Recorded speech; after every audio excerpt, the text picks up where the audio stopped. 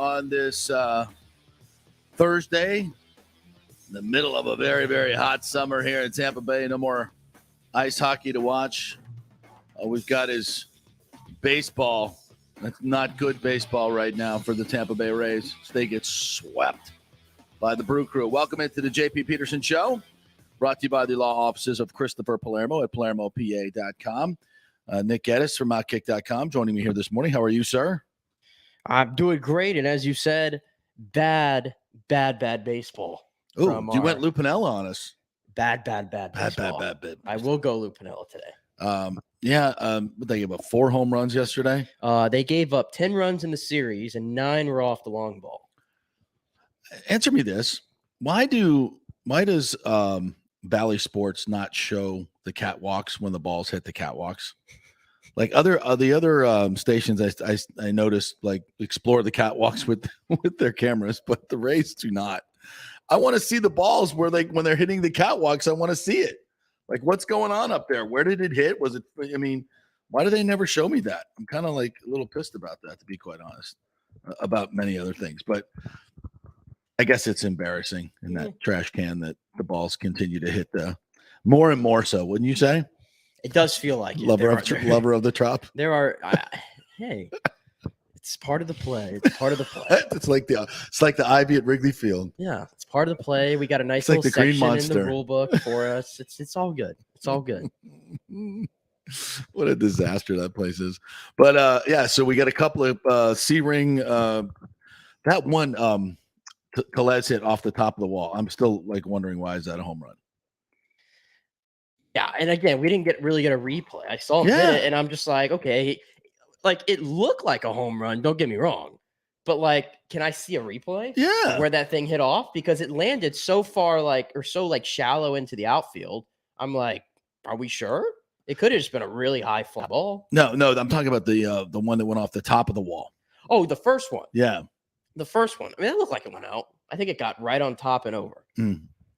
It's just not much gray area there. A lot of just bad decisions in this series. It seems like, or decisions that did not work out for Kevin Cash. I'll say that. You definitely have, before we get to the stadiums talk. We'll talk a little baseball here. You have the hottest hitter in baseball in Isaac Paredes, and he's taken out in the 5th inning for Josh Lowe. Yeah. Who promptly goes 0 for 3 with 17 guys in scoring position. About, yeah. Yeah. The night before the Baz decision, there was plenty of people who got on Kevin Cash for that. And I think we both were like, we understand, right? No. That's what the Rays do. 95 pitches, 94 pitches. He was, I know he had 1 out to go and he was dealing, but but at some point in that scenario, it's a 5th inning. It's a tie game. There's not many guys in your offense that are clicking right now. And not only is he clicking, Isaac Paredes, he's the hottest hitter on the planet. He was just the AL player of the week 2 days before that. He's hitting 3rd in your lineup for a reason. Yeah. I don't care about matchups, man, in that scenario. What matchup is better than the hottest hitter on the planet? That's what I'm saying. Versus a guy who right now is going through it. Right. There's no way around it. And Josh Lowe, I mean, again, the results always make this worse, but the fact of the matter is he struck out on 3 pitches. Right. And then he struck out later in the game. And then in the 9th inning, the Rays looked like they had Hader on the ropes. The fact that they got 2 runners on with no outs against him, and then he found his stuff. But in that moment, you have 2 on, 2 out, and I would have much rather had Isaac Paredes in that moment than Josh Lowe, who popped out. Do you remember the scene in Moneyball when Brad Pitt first comes down to who was the original? Was it Art Howe, the original? Art Howe, yeah. Yeah. Who comes down to him and he says, I know why didn't you pinch hit for X in that situation? The analytic, blah, blah, blah, blah, blah, blah, blah. And he's like, because he's like 7 for his last 12 and blah, blah. And he's our 3rd hitter and blah, blah, blah, blah, blah. Traditional stuff. And he's like, well, we can't do that anymore. I'm just sitting there with Kevin Cash in that situation going, he could probably leave Paredes in there, but if he does, he's going to get a visit from Brad Pitt. Yeah. From upstairs. I think right. Yeah. And he's going to say, The dude was the hitter. You know, if I had to leave him in, I'm going to leave him in for the whole game. He's the hottest hitter in the league, right? He's 11 for 19. He had 5 home runs. You know, I know the matchup. And they say, no, we're not doing it that way anymore. Right? Can we throw the computer out the door? Please? No, you can't do that. You could throw but sometimes you have to throw the computer out the door. Sometimes you have to throw the computer out the door. Yes. I think Brad Pitt said it in that little spat, which I'm pretty sure Brad Pitt was arguing for the analytics side, but even he said, he's like, I don't care about righty versus lefty. He says that in that scene, and that's how I felt yesterday. I don't care. Yeah. You keep your hottest hitters in. Right. He did this. I remember earlier in the season, I think G-Man Choi was like 3 for 3 with a home run, and he was pulled in like the 8th inning because there was a lefty coming up. Right. And I'm sitting there. Those are the things that I think I argue and get so like just animated about more so than the pitching things. Because I mean, just when a guy's hitting good like that, I mean, just you have to have a feel for the game. Yes, absolutely. And in these games where it's really tight, which by the way, the Rays have played 14 games in a row where it's been decided by 2 runs or less. Wow, that's stunning. Yeah, the record is, I think, is 17. And they also they're pushing up on that. They also have the lowest ERA in baseball.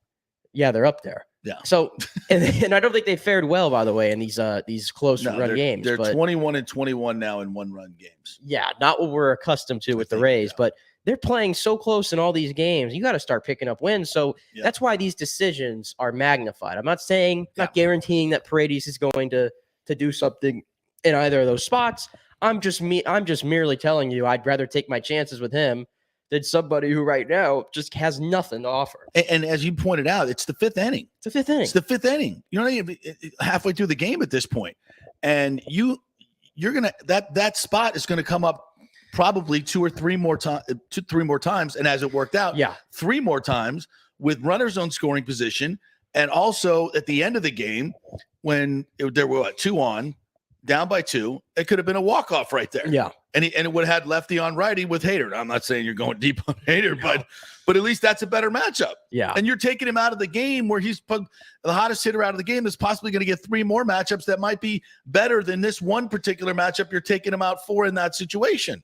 Right? Yeah. It's hard to really make an argument for why. I mean, Kevin Cash summed it up. I just like the matchup better, and that's all you're going to get out of it. But doesn't mean I have to like it. Matchup that early in the game and sacrificing 3 at-bats for your best and hottest hitter. I mean, it's not a smart decision. It's not a smart decision against a really good team like that, where the margin of error again to win is so small. And I do feel though the Rays yesterday got screwed a little bit. They got screwed a little bit. How so? Because if you recall, I think it was that 8th inning the 8th inning when Fauché was in there, and there was the whole thing with the home plate umpire who got hurt. That was bad. That was like a 15-minute delay. Yeah, that was bad. I'm not going to say, I mean, it's not great for a young pitcher, for any pitcher, let alone a young pitcher who doesn't have many major league innings under his belt. And you're in the zone kind of, and now you got to have a 15-minute delay where you're just getting a little cold.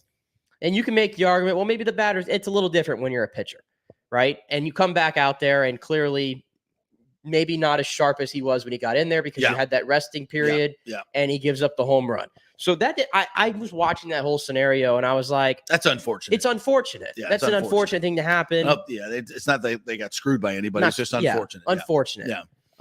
And of course, too, with the Rays going to Toronto, we found out the 2 players, by the way, who are not going, which is Ryan Thompson and Brooks Raley. So yesterday they had to use both of them. They used both of them early with the bullpen day, and they both went 2 innings each. So then you were left with Fauché and Ralph Garza Jr. in the 8th and 9th inning. I don't know about you, but I've seen a lot of Ralph Garza Jr. late in games lately. Yeah. And that's a question my friend. I'd love somebody to ask Kevin Cash that question. Why is Ralph Garza like the 8th and 9th inning guy? Yeah. Because I don't know how many times it's really working out for him. No, it's not working out. Because the difference is, and I know the Rays are injured, I get it. But Milwaukee, both games, who did they go to in the 8th and 9th? Hader. They went to Devin Williams and Hader. Yeah. And Devin Williams, I think, has gone like 30 innings without giving up a run. Game's over. Nasty. Game's over. Game's over. Yeah. This right now is a struggle, and it's all magnified because their offense is awful. Yeah. And now you go on this trip, which we didn't mention it yesterday, I don't think, but after I kind of figured out, it's a 5-game set in Toronto, not a 4-game set. So you're going to have a double header, And they're doing two 5-game series. 2 5-game series. Yeah, instead of. And Toronto's playing really good baseball. The Rays, I don't know what I'm getting out of them. I mean, the Pirates series, I mean, we expected them to do that. So it's like, I don't know how much I could take away from that. You just played a really good team with the Brewers, and kind of how they have been with the Yankees. They're close, but it doesn't really matter when you lose the game. It's just too many, I guess, errors, not actual errors, but just errors in general, whatever, that have done them in here in these close games, which again, we're just uncharacteristic to seeing. Well, this is, when you're playing the better teams, it seems like this is what's going to happen from with the Rays. Their offense right now is so stagnant and so just completely dependent on Paredes basically for home runs. There's no consistency. They can't build innings. What were they? One for 10, 1 for 11 with runners in scoring position yesterday. Yeah. I mean, that's what you got your RBI guys. Yeah, there's guys coming. I don't want to there's guys coming around, but they're more in the top of the order. It's always that bottom of the order that worries me with the Rays. Like, I'm looking at it right here. Harold Ramirez, who again, I feel like he just goes so unnoticed. Look at that. Second best average in baseball in the month of June. Yeah. Harold Ramirez. Yeah. G-Man Choi, they flashed his numbers up. G-Man Choi is the best hitter in baseball this year with runners in scoring position. He got chances yesterday, but he didn't really cash in on those. So that's kind of the problem, is the opportune hitting is not there right now for the Rays. They're getting some hits here and there. They have some guys that are kind of going, but just not enough just consistency with guys in runners in scoring position, and they're not hitting a lot of home runs either. Right. Exactly. We know that. Yeah. Well, so we'll see what happens in Toronto. A little bit later on in the show, we're going to get into the Thompson and Raley situation. We'll send Nick to the bathroom or something, and we'll talk about vaccinations. And not to get into too much of it, but I thought the response on social media to these guys was disgusting on so many levels. It pains me in so many ways, but we'll get to that later on. All right. So the stadium issue, yesterday we brought you the Ken Welch press conference, albeit as difficult as it was. We apologize for that with the technical difficulties. We did finally get the big announcement. And then, of course, reaction to that, I shouldn't be shocked, but the John Romano column in today's Times paper is just I don't know where to start with this, with the misinformation and the lack of even speaking about the elephant in the room, which is Stu Sternberg. And it's so wrong. And it's one of the problems that we have around here in Tampa Bay, because this is the paper of record, and Romano just refuses to point the finger at Stu Sternberg in any way, shape, or form, when he is absolutely the number one culprit in all of this. And I guess the good news is this. Jane Castor this morning went on 620 with T. Krause. Yeah, I can say it. It's no big deal, folks. We know they exist. They won't recognize us and all the great interviews we do and the news that we break, but of course I get that. And Mayor Castor basically told you what we told you yesterday, is there are, Ybor City is very much alive. There are other spots in Ybor City that they're looking at, and other spots in Hillsborough County. The Blake High School thing now is starting to get a little bit of traction across from Armature Works, which would be a tremendous location. Logistically, I'm not sure how it works as far as egress and actually getting to the ballpark, but that's something that obviously can be worked out. It's in downtown. So the general location still fits the demographic purposes of putting it in the middle of the market, and the 2.4 to 2.6 million people that'll be within 30-minute drive when it opens in 2027. And then as you look forward 30 years, which is what you do with stadiums, you look to the growth of the to the east of the Tampa Bay region towards Orlando, and it's infinite almost. It seems like how much it's going to grow in that area, and I'll obviously be closer to the stadium. So it still hasn't changed. The best location, and the Rays know this, and everybody knows it because it's just geography, is downtown Tampa. Yet here we go with another article about how Tropicana Field is the place for it to be, and just because there's money to be had there. Now here's what I and then of course Romano doesn't touch on this whatsoever. Mayor Ken Welch there yesterday, and we have some of the sound.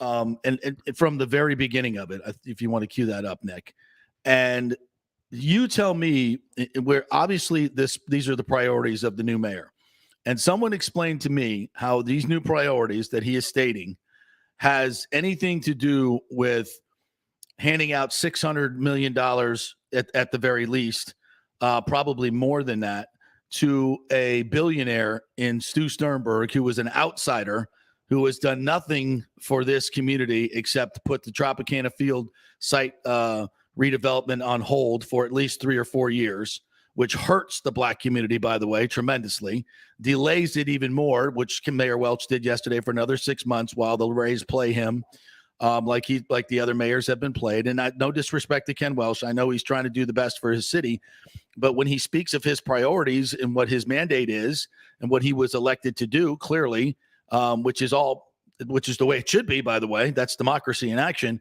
I don't see where it jives anywhere with handing out $600 million to billionaire Stu Sternberg, a very rich white man from outside of this area. I don't like to put labels on it, but everybody else seems to have to put a label on everything. So if you're going to do it in all cases, let's do it in this case as well, right? Well, here's the mayor talking about the priorities for the new Tropicana Field redevelopment. Significant progress is being made with our partners towards developing the right model for the historic gas plant area redevelopment, focused on inclusive progress for our entire city. One of the main questions is the Rays' involvement in the development process and we're on the main corridor. So ironic. One of our main questions is the Rays' involvement in the development process and the directly related question of whether the development will include a stadium. As our council accurately stated last year, the question of the Rays is critical to developing the right plan for development of these 86 acres. We understand we have a true, real-time constraint with the expiration of the Rays lease in 2027, and we are very mindful of that. However, this is a generational project that has to be done right, and we can't focus solely on getting it done as quickly as possible at this point after so many years of delay and debate. Mostly driven by the Rays. Promises are more than 3 decades old, and the community has been waiting a long time for the promised benefits made with respect to the sacrifice of the gas plant community. A few more months is a relatively short time to make sure that we are choosing the right path. And I am optimistic that we will choose that right path. That path that will bring jobs, equitable and diverse business opportunities, meet our needs for housing, meeting space, and innovative economic drivers, and support a state-of-the-art home for the Rays for decades to come. In order to incorporate these new realities and build the best path for progress for our city, I believe we need a new RFP. This new RFP process will build on the current RFP, work on an expedited timeline, and better reflect our current vision, relationships, and environment. Importantly, this new RFP will guide us to certainty on the stadium issue and will give the Rays an opportunity to be a full partner in the process. Because they haven't had one, right? Give the community another opportunity to weigh in on our path forward, informed by our current realities, opportunities, and challenges. Therefore, I am terminating the current RFP process and have instructed my staff to target the release of a new RFP by mid-August with the selection of a master developer by the end of this year. Our future is bright, and I am excited that we are moving to this next phase of this journey for inclusive progress at the historic gas plant site. All right. That didn't include the original part of that speech before they got interrupted, where he was talking about the racism studies that they've done and equity and inclusiveness and affordable housing, all those things. And I don't see how that jibes with the corporate welfare, $600 million for a stadium that's going to take up the majority of the 86 acres of that land. Now, I know that the Rays may be looking at an adjacent parcel. They said on 1st and 9th, I guess, is in something in Romano's column. And imagine the building of the stadium while on that, if it is on the actual 86 acres, while they're redeveloping everything else and then building a stadium.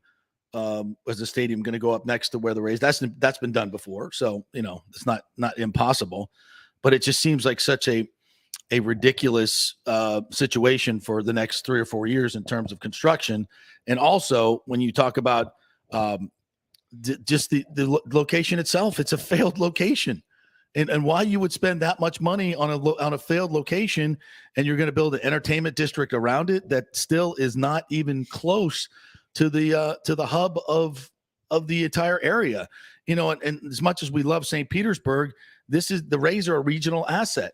And the majority of the population is not going to be able to get to these games in a reasonable fashion. We already know that. It's a failed project from the very beginning because of the location. When you build a baseball stadium and the entertainment district around it that has worked in other places, those things are centrally located to where the fans are. That's what Atlanta did. They moved to the northern part of the city where their fans are. It's a much better location.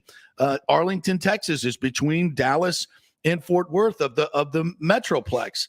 That's the center of the market. That's why all the stadiums are there.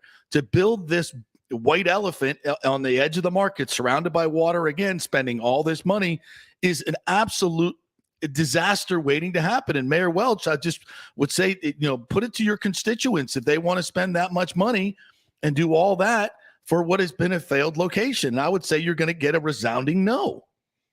Yeah, he said something there that a lot of people are talking about. He wants to get it right rather than speed this process up and get it wrong. I agree with Smart, that. absolutely, but 100%. This is just my opinion. Getting it right does not mean doing the same thing over again. Right. Accepting something. That's what we call insanity, right, if I'm not mistaken.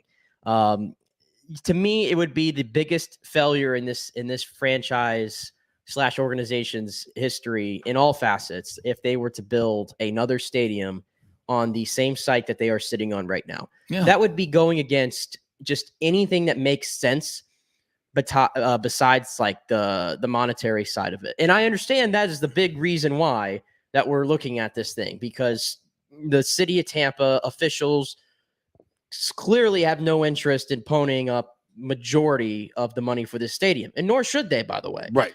Because I think if Stu Sternberg said, yeah, I'll pay $400 million or I'll pay $500 million, which I think is reasonable, by the way, for a principal owner of a Major League Baseball team in this one. I think any other owner would do that. Put $500 million in the bank. Yeah, of money he made from the Rays and money that was forwarded for the TV deal going forward. That money should be going to the stadium. Yeah, I think that's much more.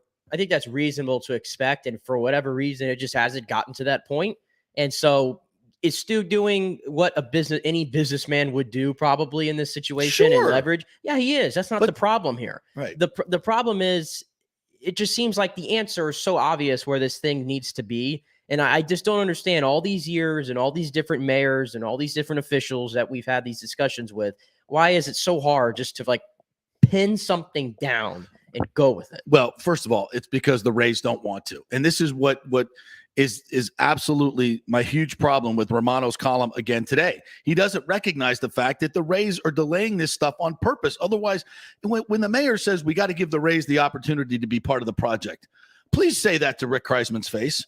Please, Mayor Welch, talk to Rick Kreisman and say, you should have really included the Rays in the discussions when you were doing. Are you effing kidding me?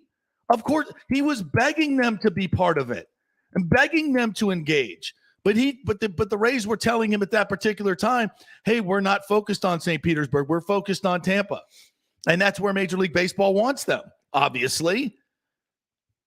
And so for the mayor to say we want the Rays to be fully involved, that's silly.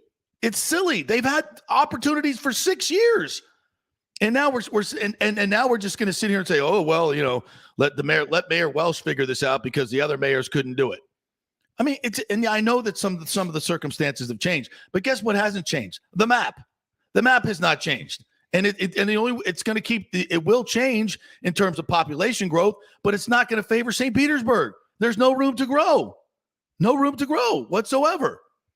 So it is mind-boggling. And I want to go through some of this column here, but and just point out the absolute insanity that we're ignoring, which of course is that most every part of this is Stu Sternberg's fault because he won't engage and he's delaying.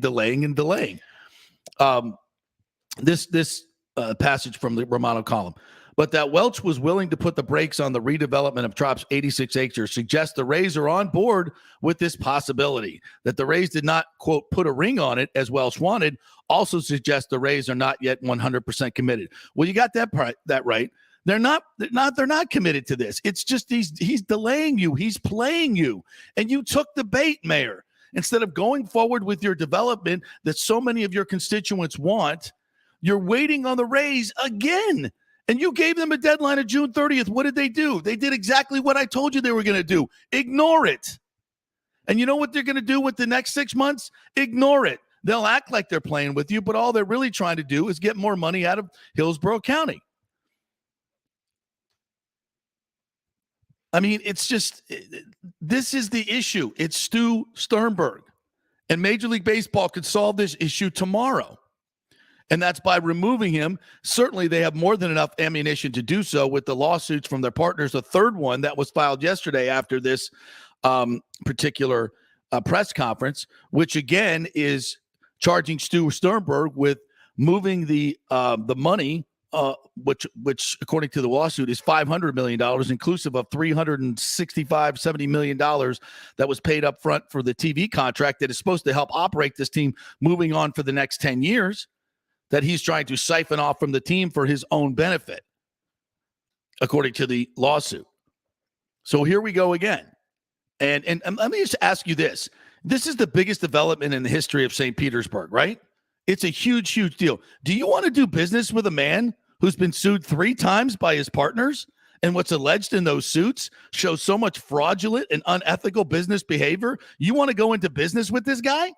Really? Yeah, I was going to point that out too. Let's not forget that and there's no mention of this in the Romano column whatsoever or anywhere in the St. Pete Times, at least as far as I can see on their website. I don't really know. I don't know if it was mentioned much in many places outside of the Athletic. I mean, why is this not a thing? Yeah, I'll point out I wrote on it for Outkick yesterday. Well, thank you very much. I had to do my due diligence for the site there. And what did you find out? It was a 300 and let me get the number right here. Okay. So I can get. And allegedly the total amount of money that moved was $500 million.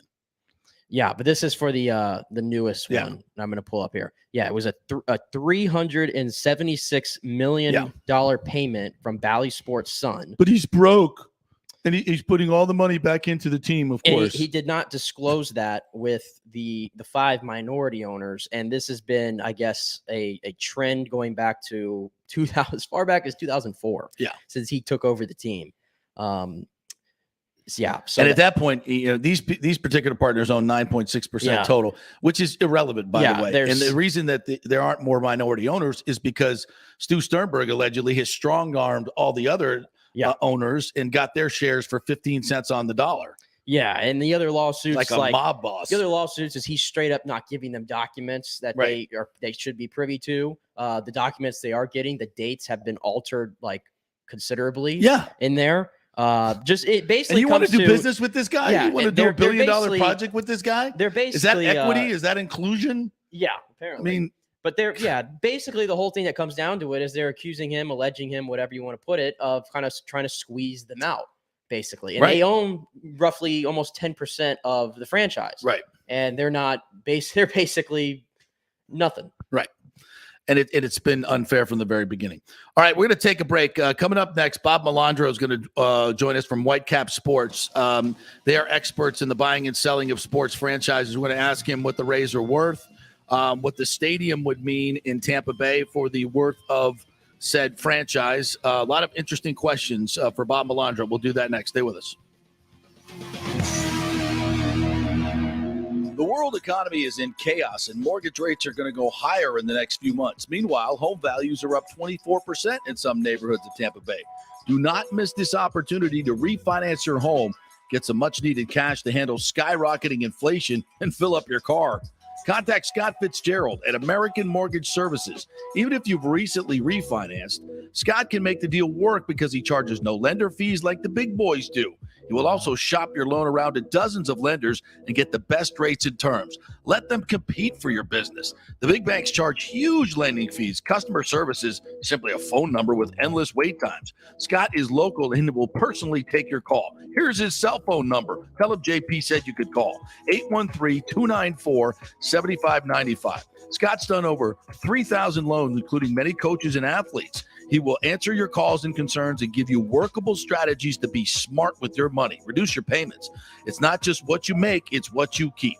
813-294-7595 or email him at scott@amstampa.com. The health professionals at Bay Area Modern Medical Center want you to know it's time to commit to a new healthy lifestyle. It's literally a matter of life and death. 42% of Americans are considered obese, and being obese made you 3 times more likely to be hospitalized by COVID. So getting in shape is not just about looking better, it's about living much longer. At Bay Area Modern Medical Center, they take a very different approach to primary care. It's personalized, preventative medicine. Christopher Lugo and his experienced staff are proactive in looking at your issues before they become a problem, encouraging a healthy lifestyle with proper diet, supplements, and exercise to optimize your active lifestyle, building up your immune system, not destroying it with poor nutrition and bad habits. So call for an appointment, maybe change your primary care, and get on a journey back to full health and a happy life. Call 844-977-3477 or go to BAMMC.com. Tell them JP sent you for priority scheduling. 844-977-3477 or go to BAMMC.com. Have you purchased a home in the last 10 years and the stucco is starting to come loose from the upstairs portion? Well, that can cause some serious damage that you can't see until it's too late. Is it becoming an eyesore? Have you contacted the builder and just can't get any relief? That's very common here in Florida. So call the law offices of Christopher Palermo. They can help you. Call 813-221-5636. That's 813-221-5636. He's recovered millions for his clients. The law offices of Christopher Palermo at PalermoPA.com. Coming back at you. Now, more with JP on FanStream Sports. It's only just begun. All right, welcome back to the JP Peterson Show, brought to you by the law offices of Christopher Palermo. If you have any issues with bad stucco work on your home or any construction issues on a home you built in the last 10 to 15 years, especially the last couple of years, there's been a lot of substandard building going on in the Tampa Bay area as supply chains get worse and builders out there are scrambling for the right products, and sometimes they cut corners and it can cost you. So don't be caught with your pants down, so to speak. Christopher Palermo is a bulldog and expert in this field. And if you feel like you have a case against your builder or your homeowner's insurance company, call him. It's a free call. Just go to PalermoPA.com. That's the website. You can contact them through email, or you can call the office and get a free consultation. They will tell you if you have a case. So gather a little bit of your information, give them a call or send them an email and say, do I have a case here, whether against your homeowner's insurance company? If you've already settled something or in the middle of settling something with them, it's always best to be represented by an attorney, and you never know how much money you can get. So he's an expert in the field. Leave it up to him. Give him a free call. Doesn't cost you a penny. Find out if you have a case, and you can make a lot of money on this. So if you've had cracks in your stucco or you've had anything in terms of stormwater intrusion, check out PalermoPA.com. They got a lot of great information on their website as well, and get a free consultation. All right, I want to bring in a good friend of ours, Bob Melandro. He is the CEO and president of Whitecap Sports, which is a company that deals with brokering sports franchises. Good morning, Bob. How are you? Morning, JP. How you doing today? Good. I thought I'd love to have you on the show because you're so knowledgeable in how these sports franchises are bought and sold, their worth, et cetera. And a lot of it has to do with new stadiums and things like that. So first and foremost, is there any scuttlebutt out there at all that the Rays are for sale in any way? That's kind of never been out there, really, has it? No, I mean, there's obviously conjecture and rumor mill stuff, but I've never heard anything that I would lend any credibility to that they're formally for sale or even exploring a sale. Yeah. If they were to go up for sale, or say but Rob Manfred was looking for a local buyer or anybody that would come in here. Do you think there would be a lot of suitors for the Rays? I would say most definitely. There'd be a lot of interest. The suitors' interest would definitely correlate to the price that Stu would want for the team. And, if you look at where Forbes has the team valued in that low $1.1 billion range, I think at that number, absolutely, you'd have people lined up. Recently you heard the Washington Nationals were exploring a sale, which means they are for sale, and at around 1.9 billion or even higher. And there's a long list of people that threw their hat in the ring there. So at that lower number, which would be 29th out of the 30 MLB teams on the valuation table, there'd be a ton of interest. Now, if Stewart wants to bake the price in of a new stadium or of a relocation, that would send the price much higher, and it doesn't make it less appealing. It just it's just relative to what you're getting for the money you're paying. Well, let me ask you, if a new owner would come in here, do you think that they would, and look at this situation, do you think that they would just immediately point towards the Tampa side and say, let's get a deal done over here because that would bring the most value to the franchise? And that would absolutely bring the most value to the franchise. I think, for better or worse, they're going to want to keep their options open. And, much like is happening now, play both sides against each other to get the best possible deal. But I think, if in a vacuum, if you ask anybody, who's going to look at this logically, where the best economic engine is, it's going to be on the Tampa side. Now, you've told me something that I think is very interesting about what the worth of the franchise is now and what you think it would be if they had a stadium deal in Tampa. Talk a little bit about that. Yeah, well, obviously a stadium deal on this side of the water immediately enhances the value of the asset substantially. I'm sure you go to many games over at Tropicana Field, and I go to some, not as many, because I don't particularly enjoy that ride over the water. But it's a dilapidated stadium. The game day experience and the attendance, doesn't make for what you would consider a must-see event. And as a result, they don't draw well. So you take that. You move it over to the other side of the water and you give it, a new stadium and you give it the pizzazz, similar to what the Lightning do, from a game day experience standpoint. And you have a much more valuable asset. That team, in my opinion, would trade significantly higher. If they're worth 1-1, if they were in their current as is standing, with a new stadium on the Tampa side, they'd be closer to $2 billion. $2 billion. Wow. No. Yeah. And right now at 1.1, I think Forbes had the Marlins at what, 900 million, and they sold for 1.2, right? That's right. Typically, I think the Forbes valuations are probably about a third low. They're very conservative in their valuations and very conservative, I think, in terms of what they impute of annual revenues. You want to take a stab at what annual revenues are now for the Rays? You have any? I wouldn't say. I mean, it's mostly non-public information. Forbes does have a very good knack of getting their hands on non-public information. But the big difference between the Marlins and the Rays, so the Rays make money. Yeah. The Marlins back then, when they were selling in 2017, were losing probably $50 million a year. I have no reason to think that that's changed much between then and now, where you have Rays that are a profitable business, right? And they're good on the field. Now, performance on the field doesn't always translate to franchise value, but it does point to having a good baseball organization and good personnel, and that all lends to asset value as well. And I should clarify one thing I said earlier about the value of the team. It would be significantly different depending on to what degree they own the asset, which is the stadium. If they own the stadium, which they won't, because they're not going to pay for the whole stadium. That's one thing. But if they own a piece of it or none of it, that would impact the value.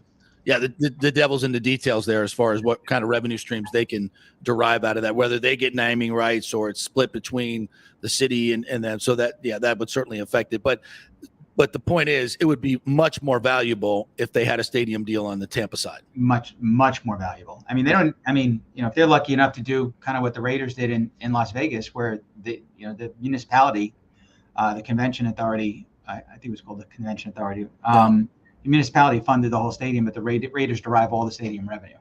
Yeah, which is kind of the deal that the Bucks got, but those deals aren't around. That was, I think, maybe a one-off deal, because in baseball, the last two stadiums that were done in Arlington, Texas, and in the Brave Stadium, basically it was a 50-50 split, right? And there was development rights that are helping pay for the stadium. It seems like a template that would work perfectly in downtown Tampa. that is the standard model these Yeah. days, and it's a fair model. Yeah, I would Right? agree. Because both sides are beneficiaries.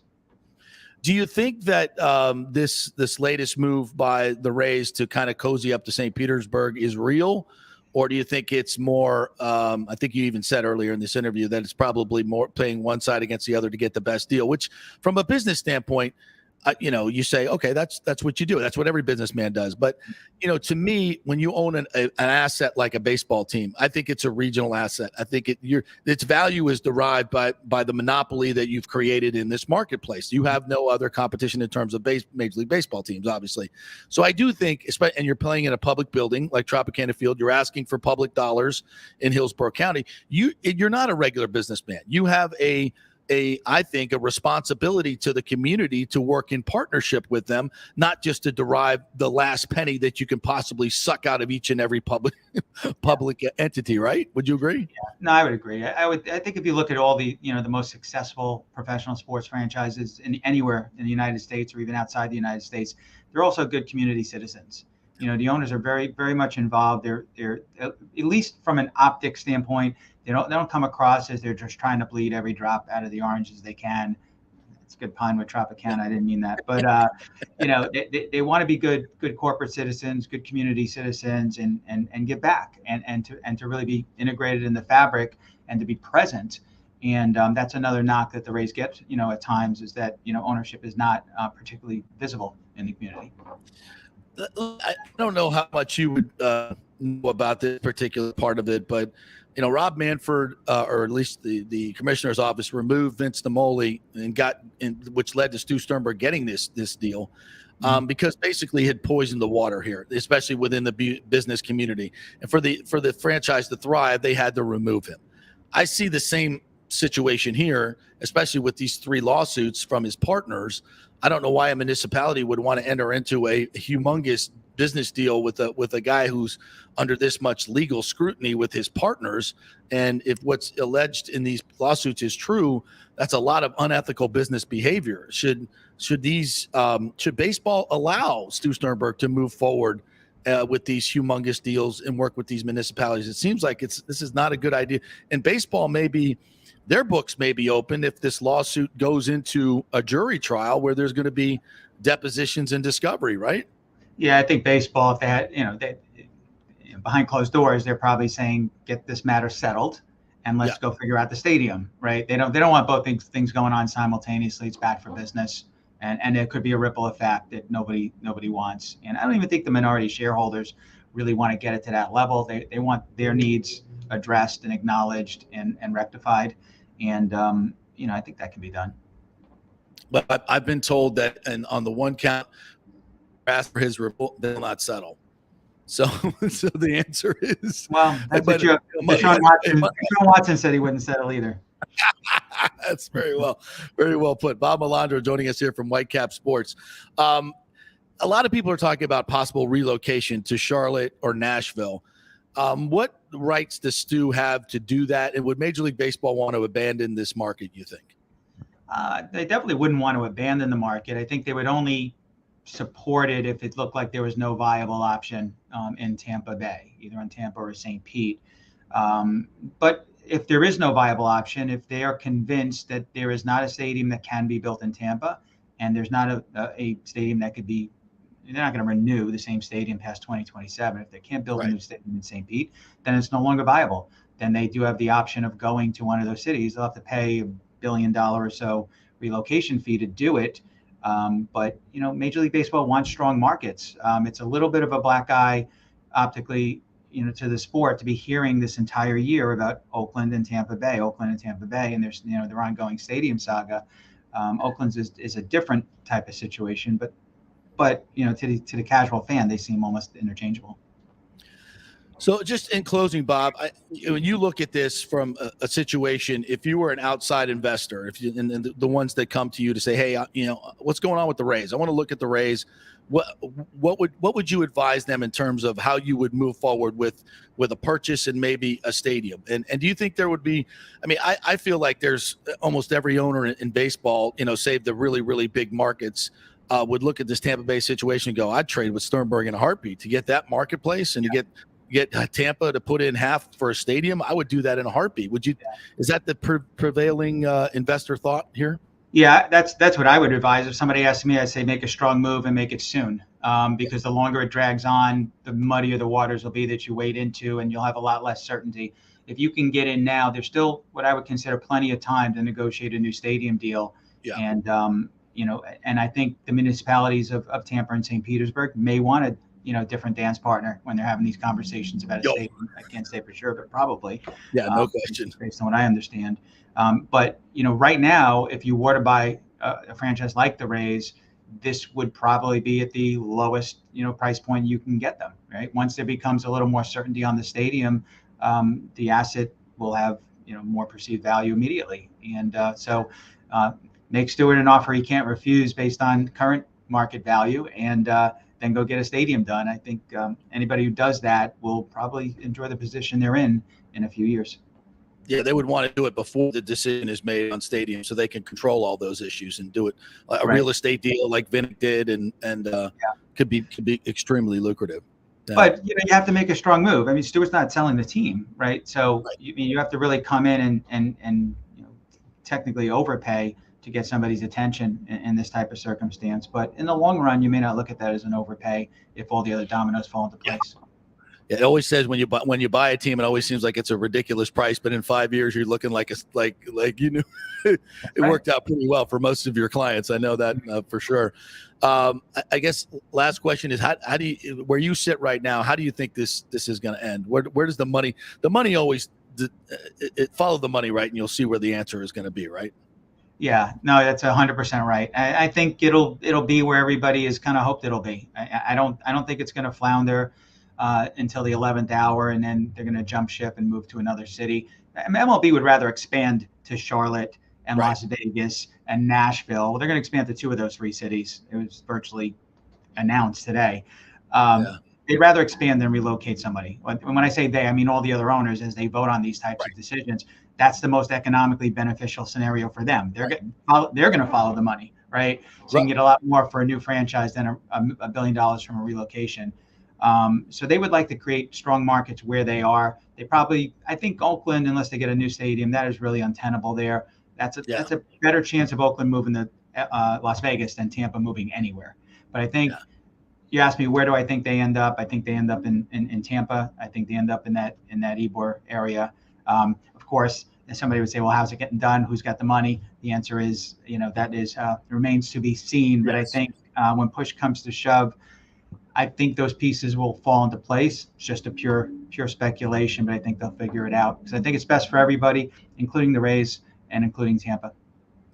Well, I'm sure this interview will be seen far and wide. So if there are any investors out there, how do they contact you?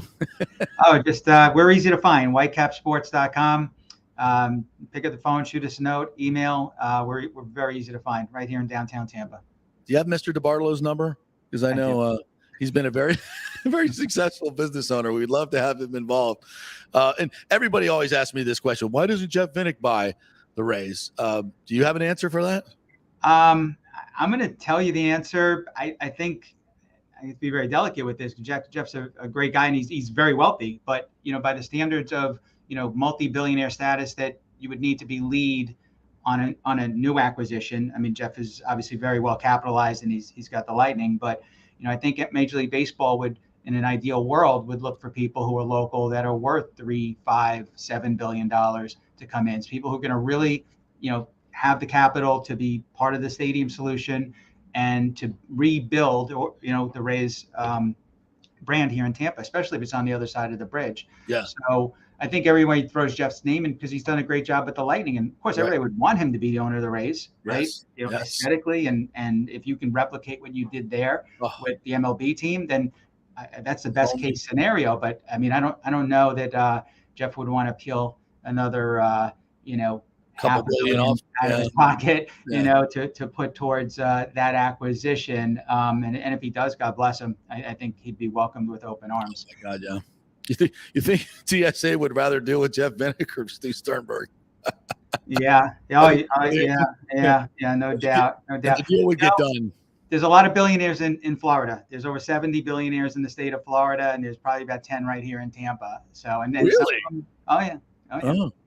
Well, I hope your business goes well and you get one of them to buy the Rays. Is there any interest? I got to ask you, is there any interest out there for them to do this? No, again, like your first question, there's to my knowledge, no formal discovery going on either side on the Rays part as far as selling or buyers kicking the tires. We would love to be, part of that type of solution, but, I think it's very premature. And I do think that they are every single day working on a stadium solution and trying to find the best way to get it done. Yeah. The Rays get a lot of bad publicity around the business side and the stadium side, from the casual, average fan. Me. Well, a lot of people, and but I do think they want to make it work. It's just there's a lot of there's dispute over how to go about that, and what the ultimate solution will be. But there's no scenario where they're sitting there saying, "Let's just set this thing on fire because we don't care." That's not happening. Yeah. Well, Bob, great stuff. Really good information. Really appreciate your time as always, and look forward to seeing you down the line. Thanks, partner. Appreciate it. Thanks, JP. Bob Melandro, Whitecap Sports, right there. See, this is such a fascinating discussion, and we get so frustrated with. But the bottom line is just what Bob just said. This is a wonderful asset. The Rays are a tremendous asset, which is why Stu Sternberg doesn't want to sell them. They are killing it. They are kicking off tons of cash each and every year, which is why Stu doesn't want to sell. So if you've ever believed his poor mouthing of, we don't have the money, we don't have this, we can't put it into payroll. I mean, just that fact alone, when you see you got a $370 million payment up front and you still have a team that will not crack the $80 million payroll mark, how does that make you feel as a fan? And all the times that Stu looked into the camera and said, any penny that we make, we're going to put back into the team.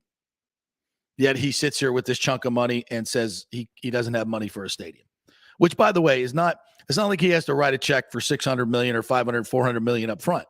These are things that are obviously financed over time, and you're looking at between $20 and $25 million a year if he paid for half on his end in terms of the debt.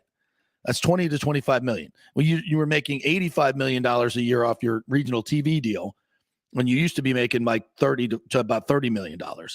The money alone that is increased in the central fund would pay that note on the stadium right away. And that's why Bob says it would be worth so much more money, because they would make so much more money on the other side of the bay, because you would have access to such a huge population within a 30-minute drive. It's such a no-brainer. And yet we sit here and wring our hands about how hard it is when you just heard Bob say it. There are tons of suitors that would line up to do this deal in Tampa. And that's what I wanted you to get from this interview. Let me say it again. There are tons of businessmen that would line up and buy the Rays for their $1.1 billion valuation right now and do the deal in Tampa, which is to say, here Stu sits with a $200 million investment, which I think of his, he probably put up about $50 million, that he's turned into what's probably worth $1.5 billion right now if he were to sell it.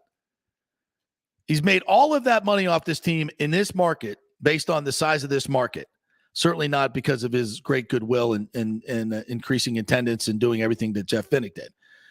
But here he sits with all that money and $500 million in the bank, allegedly. And he still sits here and says, I don't have the money. I don't have a $20 to $25 million payment that I can do in Tampa to build a stadium over there and go Habs and move this thing forward. How does that make you? And where is that information in John Romano's column? Anywhere? No, it's not. And nobody talks about this. This is a deal that anybody from the outside looks at and says, haven't you guys got this done? And listen, you could point the finger at the city of Tampa and Hillsborough, but I've talked to these folks about how these negotiations are going on. And Stu Sternberg wants to just come in there and insult everybody and say how much money you're going to give me, and not fully engage in the process in a back and forth risk reward situation. And there's very little risk in this when you're talking about putting a baseball stadium where you have a monopoly in the 11th largest market with the 18th largest market right down the road. I mean, that's why people would line up to do this. So again, this is not the fault of Hillsborough County or Tampa. And people keep saying they have no money. That's bullshit. The TSA study right there shows at the very minimum they have $300 million in tourist tax user fee revenue that they can throw into the pot. And based on if they did an entertainment district down there, which is exactly what they should do, why would you not do it? It's worked at Texas Live. It's worked at the Battery. You put that in there, you can double that. And moving forward, the revenues are, go ahead and put the revenues down for 30 years of a stadium. It's surrounded by a entertainment district where every time you sell a beer, a quarter goes to the stadium bonds for 30 years. In every time you sell a beer. I mean, start doing the numbers on that, folks. That's why businessmen will line up to do this. But the only impediment is Stu Sternberg. We sit here and act like this is, how are we going to get it done here? How are we going to get It's not that hard, folks. It's not that hard when you have a willing owner that wants to partner with the community. When you have a guy that is sour grapes over a sister city idea and wants to play Tampa against St. Pete and just run out the clock and get as much leverage as he can, making his team and the fans endure that stadium for another 5.5 years, well, this is what you get. And it's sad. And it's sad that the focus is not on Stu Sternberg when you look at all this media that's out there today. All right, we'll take a break, and when we come back, we have another development in the LIV golf situation that I think is a very, very interesting and persuasive card that the PGA Tour is playing right here. So we'll talk about that when we come back. Cryptocurrency is all the rage today. The market cap for the industry is now over $1 trillion. And you read about people making millions of dollars, right? You want to get in, but have no idea what to do? Or maybe you dabbled a bit and you want to unlock the real money-making opportunities and don't know how to do it. There are over 10,000 tokens and thousands of decentralized finance exchanges to navigate. So what do? You go to DeFiLava.com. The folks at DeFiLava.com are in Tampa Bay, and they work with you directly to set up custom accounts, answer all your questions, and provide market analysis. Decentralized finance and cryptocurrencies are here to stay and will change the financial markets as we know them. Get in the game. Get with the experts at DeFiLava.com and tell them JP sent you and get their free 2022 crypto market forecast today at DeFiLava.com. Don't get left behind, folks. Make some money at DeFiLava.com. The health professionals at Bay Area Modern Medical Center want you to know it's time to commit to a new healthy lifestyle. It's literally a matter of life and death. 42% of Americans are considered obese, and being obese made you 3 times more likely to be hospitalized by COVID. So getting in shape is not just about looking better, it's about living much longer. At Bay Area Modern Medical Center, they take a very different approach to primary care. It's personalized preventative medicine. Christopher Lugo and his experienced staff are proactive in looking at your issues before they become a problem, encouraging a healthy lifestyle with proper diet, supplements, and exercise to optimize your active lifestyle, building up your immune system, not destroying it with poor nutrition and bad habits. So call for an appointment, maybe change your primary care and get on a journey back to full health and a happy life. Call 844-977-3477 or go to BAMMC.com. Tell them JP sent you for priority scheduling. 844-977-3477 or go to BAMMC.com. Italiano Insurance has been serving and working in our community for over 60 years, and it's not just about insuring all the pieces of your life. Italiano is as much a part of Tampa Bay as the Cuban sandwich, Gasparilla, and our Bucks, Lightning, and Rays. They're also active supporters of great charities like the Humane Society, Metropolitan Ministries, and local pediatric cancer centers. Hey, we all need insurance, so do business with a local company with a commitment to our community. Don't call some 1-800 number. Call Italiano and be greeted by one of your neighbors. That's 813-877-7799 or ItalianoInsurance.com. Named the Small Business of the Year by the Tampa Chamber. 813-877-7799. The world economy is in chaos, and mortgage rates are going to go higher in the next few months. Meanwhile, home values are up 24% in some neighborhoods of Tampa Bay. Do not miss this opportunity to refinance your home, get some much-needed cash to handle skyrocketing inflation, and fill up your car. Contact Scott Fitzgerald at American Mortgage Services. Even if you've recently refinanced, Scott can make the deal work because he charges no lender fees like the big boys do. He will also shop your loan around to dozens of lenders and get the best rates and terms. Let them compete for your business. The big banks charge huge lending fees. Customer service is simply a phone number with endless wait times. Scott is local and will personally take your call. Here's his cell phone number. Tell him JP said you could call. 813-294-7595. Scott's done over 3,000 loans, including many coaches and athletes. He will answer your calls and concerns and give you workable strategies to be smart with your money. Reduce your payments. It's not just what you make, it's what you keep. 813-294-7595 or email him at scott@amstampa.com. Have you purchased a home in the last 10 years and the stucco is starting to come loose from the upstairs portion? Well, that can cause some serious damage that you can't see until it's too late. Is it becoming an eyesore? Have you contacted the builder and just can't get any relief? That's very common here in Florida. So call the law offices of Christopher Palermo. They can help you. Call 813-221-5636. That's 813-221-5636. He's recovered millions for his clients. The law offices of Christopher Palermo at PalermoPA.com. The health professionals at Bay Area Modern Medical Center want you to know it's time to commit to a new healthy lifestyle. It's literally a matter of life and death. 42% of Americans are considered obese, and being obese made you 3 times more likely to be hospitalized by COVID. So getting in shape is not just about looking better, it's about living much longer. At Bay Area Modern Medical Center, they take a very different approach to primary care. It's personalized, preventative medicine. Christopher Lugo and his experienced staff are proactive in looking at your issues before they become a problem, encouraging a healthy lifestyle with proper diet, supplements, and exercise to optimize your active lifestyle, building up your immune system, not destroying it with poor nutrition and bad habits. So call for an appointment, maybe change your primary care and get on a journey back to full health and a happy life. Call 844-977-3477 or go to BAMMC.com. Tell them JP sent you for priority scheduling. 844-977-3477 or go to BAMMC.com. Ladies and gentlemen, let's rock. This is FanStream Sports with JP. All right, welcome back to the JP Peterson Show, brought to you by the law offices of Christopher Palermo and BAMMC.com. That's Bay Area Modern Medical Center. Christopher Lugo and his team will get you right. If you're looking for some testosterone replacement therapy, they do that. Hormone replacement therapy as well. If you're looking to lose weight, get that immune system boosted up, all of these things, they work diligently with their clients personally.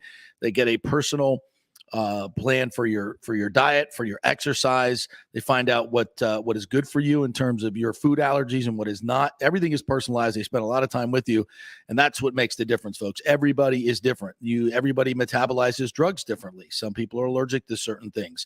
Tylenol works for some people, doesn't work for others. So when you get your blood work done and they match everything up, they can give you an effective formula for what you should avoid in your diet, what you should have more of in your diet, and make you just a more healthy person. So it's BAMMC.com. That is the website. Go to the website. A lot of great information there on their team there. So contact Christopher Lugo and their team and get over there. They're accepting new patients now. That won't go on forever, as with all medical offices. So get in there now, BAMMC.com. He works with a lot of our top military pilots and will work with you.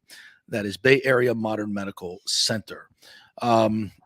Nick Geddes from Outkick.com is joining me here this morning, as he always does. You're writing a story right now on some conversations that Freddie Couples has had with some of the LIV golfers. Well, he has not had any conversations with them. I don't think he wants any part of it. But this right here, this just went up, is directed more at Phil Mickelson, which, I mean, their careers basically intertwined. Yeah, he and Fred Couples, yeah, and had a good rapport and all that kind of stuff. And he said here, have you ever seen Phil look so stupid in his life? And he said, they know it's a joke. And he's referring to every time these guys get up there and speak at the podium. And he kind of thinks they've been muzzled, basically, to not really say how they really feel, which, I mean, if somebody's paying you that much money, I mean, I guess you're going to say whatever they want you to say, right? Absolutely. So it is what it is. There's a lot of that going on in this world today. It's a lot. And then he went on to say, I don't think I'll ever mean people say things they don't believe because of money? I think so. And power? So. Really? We've all been there a little bit. But He continued Interesting. saying, I don't think I'll ever talk to him again. What for? I'm not in the same boat as him anymore and probably never will play golf with him again. I'm not saying that to be mean. We're just in different orbits. Well, it's funny how every issue, it seems these days, there's no middle ground. It's black or white. It's you're either LIV or your PGA Tour, or you're vax or you're anti-vax. You're this, you're that. Every left, right, everything is just black and white. There's no gray area, no middle ground anymore, which is sad to see. Because I mean, there's a great friendship that now is being broken up by essentially money. But at the PGA Tour, I can see how this is visceral for so many people, because there's a lot of golfers, and I think Freddie Couples, I don't know if he is in this genre or not. He was probably offered a lot of money by LIV Golf just because of his big name. He's got a big name. Years old. Yeah, he's got a big name. Tour. I know he's got a big name though. So Pat Perez any better than Fred? Who would you rather see play golf, Fred Couplers or Pat Perez? When you put it that way, right? I mean, it is entertainment after all, right? Yeah. I mean, hey, I would rather watch Charlie Woods than most of these guys on tour. Exactly. 100%. I mean, that kid's going to get a really good NIL deal, I bet, to wherever he goes to play college golf or wherever. Plot twist: he joins LIV Golf as the top amateur in the Tiger country. doesn't. Yeah. I don't think Daddy's going to let that happen. No way. No. Because if you're not, following this like we are, which is pretty closely, you just have two camps, and clearly it's kind of like you got one camp that's like, hey, I'm taking the money, I'm going to go play golf over there. It's a better situation for me and my travel and everything else.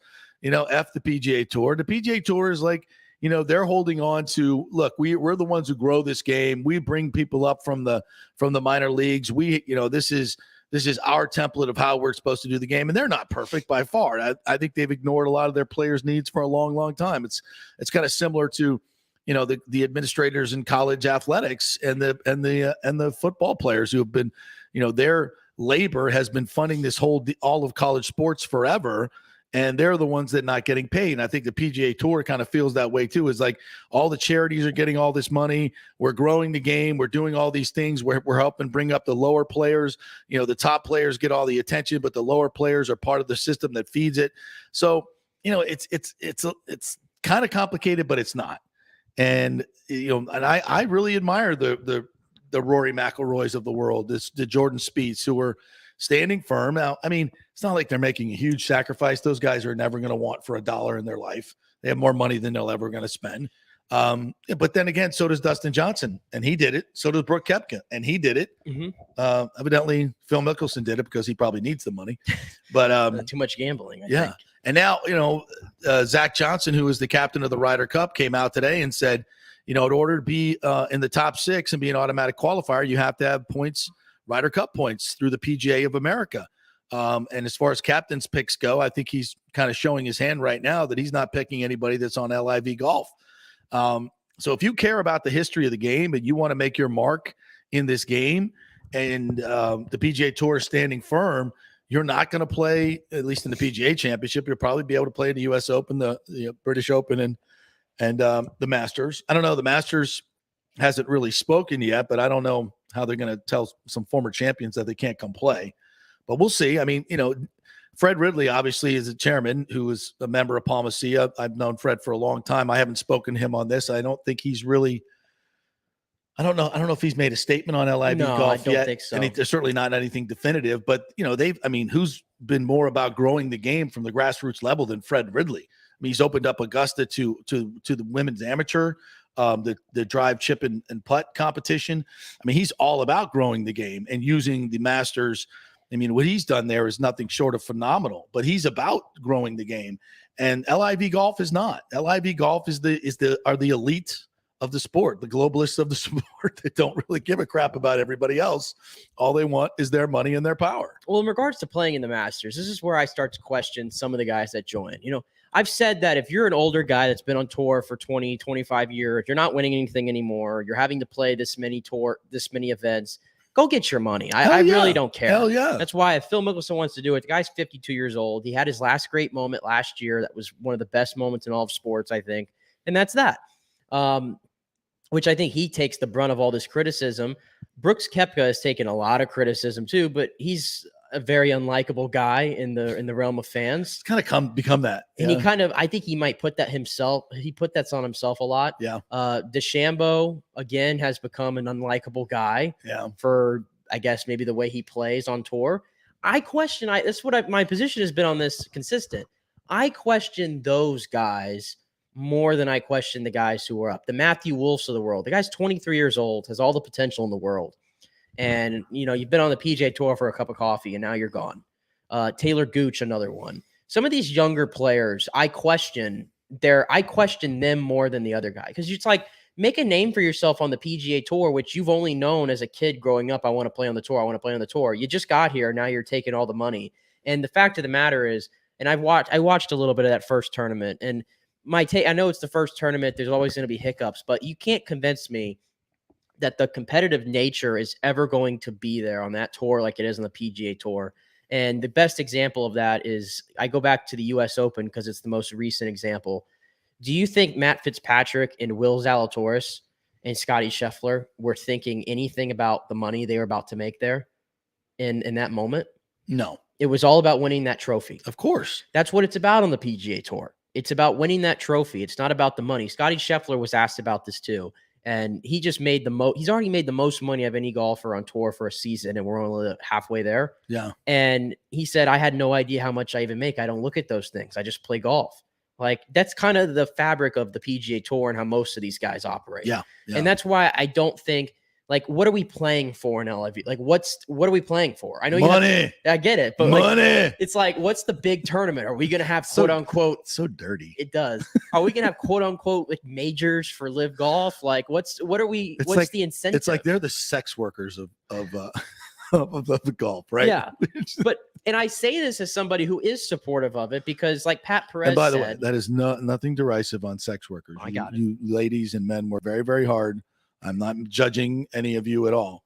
It's just, we got it. Is what it is. Anyway, but it's like Pat Perez said and some other guys. These guys are independent contractors. Right. They're independent contractors. They can do whatever they want with their life. And again, it's not my job to tell you what's morally right and morally wrong. I just have a problem when it's the younger guys and guys like Brooks Koepka too and Bryson DeChambeau who have not won the Masters, by the way. Yes. You haven't won the Masters and you're willing to put your career at the Masters in limbo and you haven't won it. And in my opinion, I feel like that has to be the crown jewel that every golfer wants to win. And you're putting that kind of, in harm's way at the moment. But again, to each their own. But yeah, I question those guys more. I really do. Than the older guys. Yeah, I do too. And this one I just don't understand at all. Well, and this is interesting. The new guys, trying to get their names here. Eugenio Chicada of Spain and Carlos Ortiz of Mexico, who I believe both played at Oklahoma State, or Chikara did. They've gone to LIV. Now, it's interesting because these young amateurs, was kind of hard for them because they haven't made their money yet on the PGA Tour. Right. So I would think though, they all have NIL deals now probably, but also I would think they have an agency now. They've have agents who are going to pay their expenses to these golfing events. They'll be sponsored by somebody. So it's not like there's a want for money, but you can't just go ahead and grab the money right now and you don't necessarily have to worry about till you make it on the PGA Tour, paying back your sponsor or what have you. But that just seems, I don't know. They're already well sponsored. They've got money that these TaylorMade or whoever whoever they've signed with in terms of playing their equipment is giving them money. So it's not like they're coming up on qualifiers and have no money at all. These guys are already well known from their college and amateur exploits. So I think it's just really foolish. You're cutting off your nose to spite your face in some ways. So and what if live golf doesn't work out? Yeah. And I say that knowing how would it not work out almost, because it doesn't matter that they don't have TV rights. It doesn't matter anything. Because they have no interest in a return on investment. It's just sports washing. It's just exactly. Which the fact that people know it's sports washing, doesn't that take away the whole idea of sports washing? Apparently, we know you're you're trying to to elevate your culture in Saudi Arabia as like some benefactor of the game of golf and look like this shining white knight, you look like anything but that. You look like just a bunch of greedy people with tons of money. Just like NIL for Yeah, golf. it's gross. It's dirty. It is. It's dirty money. But the other thing that makes it dirty for It's me, oil money. and I Yeah. kept saying this, the villain here to me feels like Greg Norman. Oh, of course. Because this feels like Greg Norman's fight. He's the Stu Sturberg in this. It feels like that's your words, not mine. This feels like his fight. It's just his fight. Yes. He's rallying his crew together. It feels very personal. And the same thing, I feel like Monahan's the same way. I think this has turned into a fight between Jay Monahan, and it's turned into a fight between Greg Norman, and everybody else is caught in the crosshairs. Yeah. And I think like Norman doing this it kind of shows his animosity, I guess, towards the PGA Tour for all these years. And then just the way Monahan says things, though, I almost wish he would just stop addressing. I wish he would just leave it alone. Yeah, Both of them. I mean, disagree. when he talks about it, though, and he treats it like this is war and everything, like we're going up against a monarchy. Like, I mean, again, what players of true value? And I know they have some big names like DJ, Koepka, DeChambeau. Who's tuning in to watch those guys? Who's moving the needle? Are there any of those guys truly moving the needle for the PGA Tour? Well, again, for me, it's the small events that get screwed over on this. I get that. Yeah, and that's going to be But our in Valspar, regards by the to way. which it is. I mean, look at the John Deere Classic this week. Have you seen the field? Yeah. For the John Deere, it's embarrassing. Yeah, it's that's embarrassing. That's what's coming for the Valspar. If they get a live event opposite the Valspar, which they probably will now, because Bay Hill, when the PGA Tour increased the purses, they increased the players is always huge money anyway.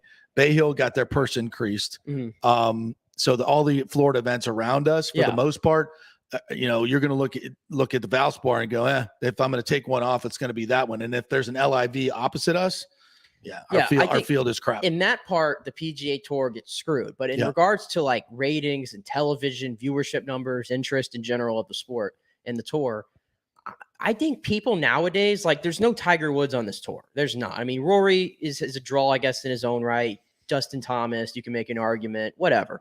But I feel like when I watch the PGA Tour, I'm watching the PGA Tour. I'm not really trying to watch individual player. Right. So that's what I'm saying. Because it's, that's what I'm kind of saying there. Except for Scotty Scheffler, it's different people every week that are winning. Yeah. So you want to tune in to see, who's going to win this week. And it's you're watching the PGA Tour. You're not watching necessarily individual players. Yeah. That's what I'm saying. There's not a Tiger honest, like that anymore. When you tune in and you see Scheffler and Spieth and McIlroy and the names that at the top of the list, you're more engaged. I'm probably more engaged. But then again, like, I'm going to be honest with you, I never really had watched Matt Fitzpatrick play much golf, and I couldn't take my eyes off of it during the U.S. Open. Right. Hadn't really known who Will Zalatoris was until like last year. Now I know who he is. There's guys that just continue to pipeline and go through it to where it doesn't matter who's at the top of the leaderboard. I feel inclined to watch. It's the best in the world. I know it's the best in the world, and I know the history of the courses that they're at. That's the other thing. Where's LIV Golf playing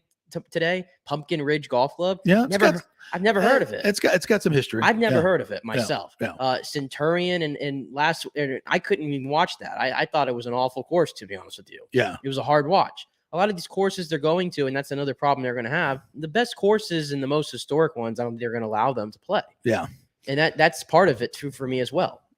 So but again, if you're going to be part of the discussion of the history and the legacy of this game, you got to be in the Ryder Cup. Yeah, you got to be in the Ryder Cup. And also too, and I know Greg Norman said they were like figuring this all out. You got to get the official world golf ranking points too. Right. Once that goes away, it's true. It just feels like it's two separate entities. The fact that the European Tour suspended their players as well. And, the U.S. Open obviously let them play. I think this is going to evolve. And it's like right now, I think the PGA Tour is winning. And I think it's winning. I think you're having some defections, but I think in the end, I just don't want this to go the way of IndyCar. Do you remember what happened to IndyCar? Indianapolis enlighten me. And the Indianapolis 500 was the biggest race in the world growing up. I mean, it was the race. It was you stopped on Memorial Day and you watched, the Indianapolis and had all the big names, AJ Foyt, Al Unser, just the biggest names, Emerson Fittipaldi, Mario Andretti, the biggest names in the sport. And it was just the biggest iconic race. Well, then IndyCar came in and basically they split between IndyCar racing and some others, and it was a business move. Somebody came in. I don't remember the specifics of it. The bottom line is that it watered down the field, and it was never the same. And it's never been the same. It's never recovered.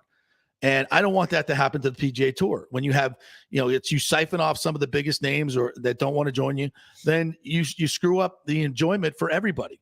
And I don't want that to happen to the PGA Tour. And they're dangerously close to that because there are a lot of big names. So the best thing I can say for it is this is bad for golf. But here's the thing. It's bad for golf fans. You're saying it's a lot of big names. But to me, you can have the big name in the world. What are you doing lately for me? And the fact of the matter is the three big names, they have not played good golf in a long time. That's a great point. And there's a reason why their official golf ranking, they're all outside the top 15 now. And have not. I've always said this too. If your head's not right, if you're not in a good space in your personal life, you can apply this to your own golf game, right? My friends always joke. It's like back when I was married or even just after the divorce, it's like if I was, beating them and, we're coming down to the 17th or 18th hole, all they had to do was bring up my wife or my ex-wife and I go to just, mentally weak. And I just like it takes me totally out of it.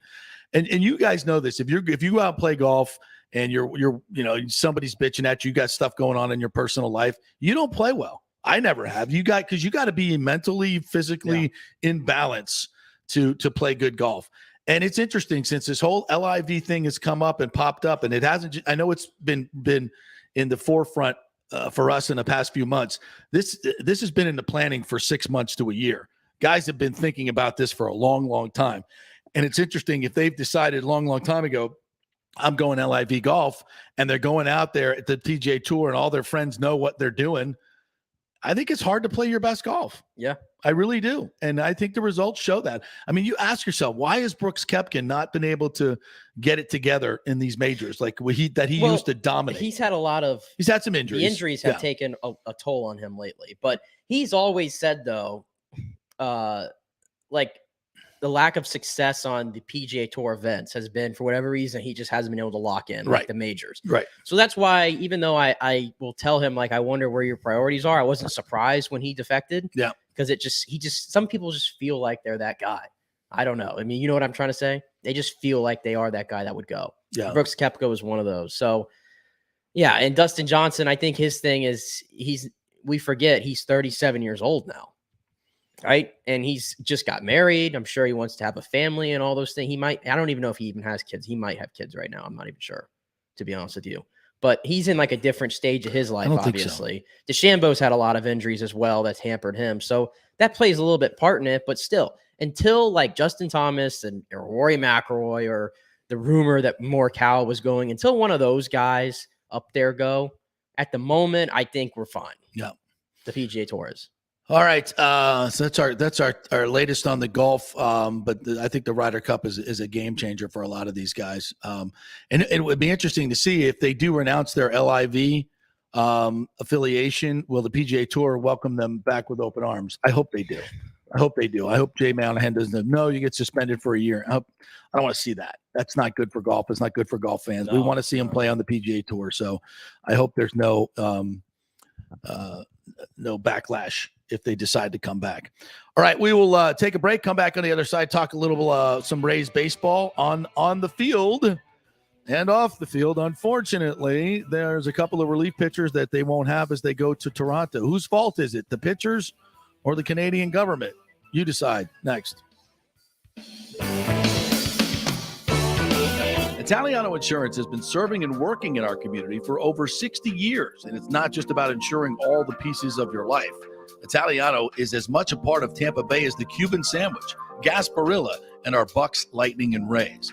They're also active supporters of great charities like the Humane Society, Metropolitan Ministries, and local pediatric cancer centers. Hey, we all need insurance, so do business with a local company with a commitment to our community. Don't call some 1-800 number. Call Italiano and be greeted by one of your neighbors. That's 813-877-7799 or ItalianoInsurance.com. Named the Small Business of the Year by the Tampa Chamber. 813-877-7799. Cryptocurrency is all the rage today. The market cap for the industry is now over $1 trillion. And you read about people making millions of dollars, right? You want to get in? but have no idea what to do? Or maybe you dabbled a bit and you want to unlock the real money-making opportunities and don't know how to do it. There are over 10,000 tokens and thousands of decentralized finance exchanges to navigate. So what do? You go to DeFiLava.com. The folks at DeFiLava.com are in Tampa Bay, and they work with you directly to set up custom accounts, answer all your questions, and provide market analysis. Decentralized finance and cryptocurrencies are here to stay and will change the financial markets as we know them. Get in the game. Get with the experts at DeFiLava.com and tell them JP sent you, and get their free 2022 crypto market forecast today at DeFiLava.com. Don't get left behind, folks. Make some money at DeFiLava.com. The world economy is in chaos, and mortgage rates are going to go higher in the next few months. Meanwhile, home values are up 24% in some neighborhoods of Tampa Bay. Do not miss this opportunity to refinance your home, get some much-needed cash to handle skyrocketing inflation, and fill up your car. Contact Scott Fitzgerald at American Mortgage Services. Even if you've recently refinanced, Scott can make the deal work because he charges no lender fees like the big boys do. He will also shop your loan around to dozens of lenders and get the best rates and terms. Let them compete for your business. The big banks charge huge lending fees. Customer service is simply a phone number with endless wait times. Scott is local and will personally take your call. Here's his cell phone number. Tell him JP said you could call. 813-294-7595. Scott's done over 3,000 loans, including many coaches and athletes. He will answer your calls and concerns and give you workable strategies to be smart with your money. Reduce your payments. It's not just what you make, it's what you keep. 813-294-7595 or email him at scott@amstampa.com. The health professionals at Bay Area Modern Medical want you to know it's time to commit to a new healthy lifestyle. It's literally a matter of life and death. 42% of Americans are considered obese, and being obese made you 3 times more likely to be hospitalized by COVID. So getting in shape is not just about looking better, it's about living much longer.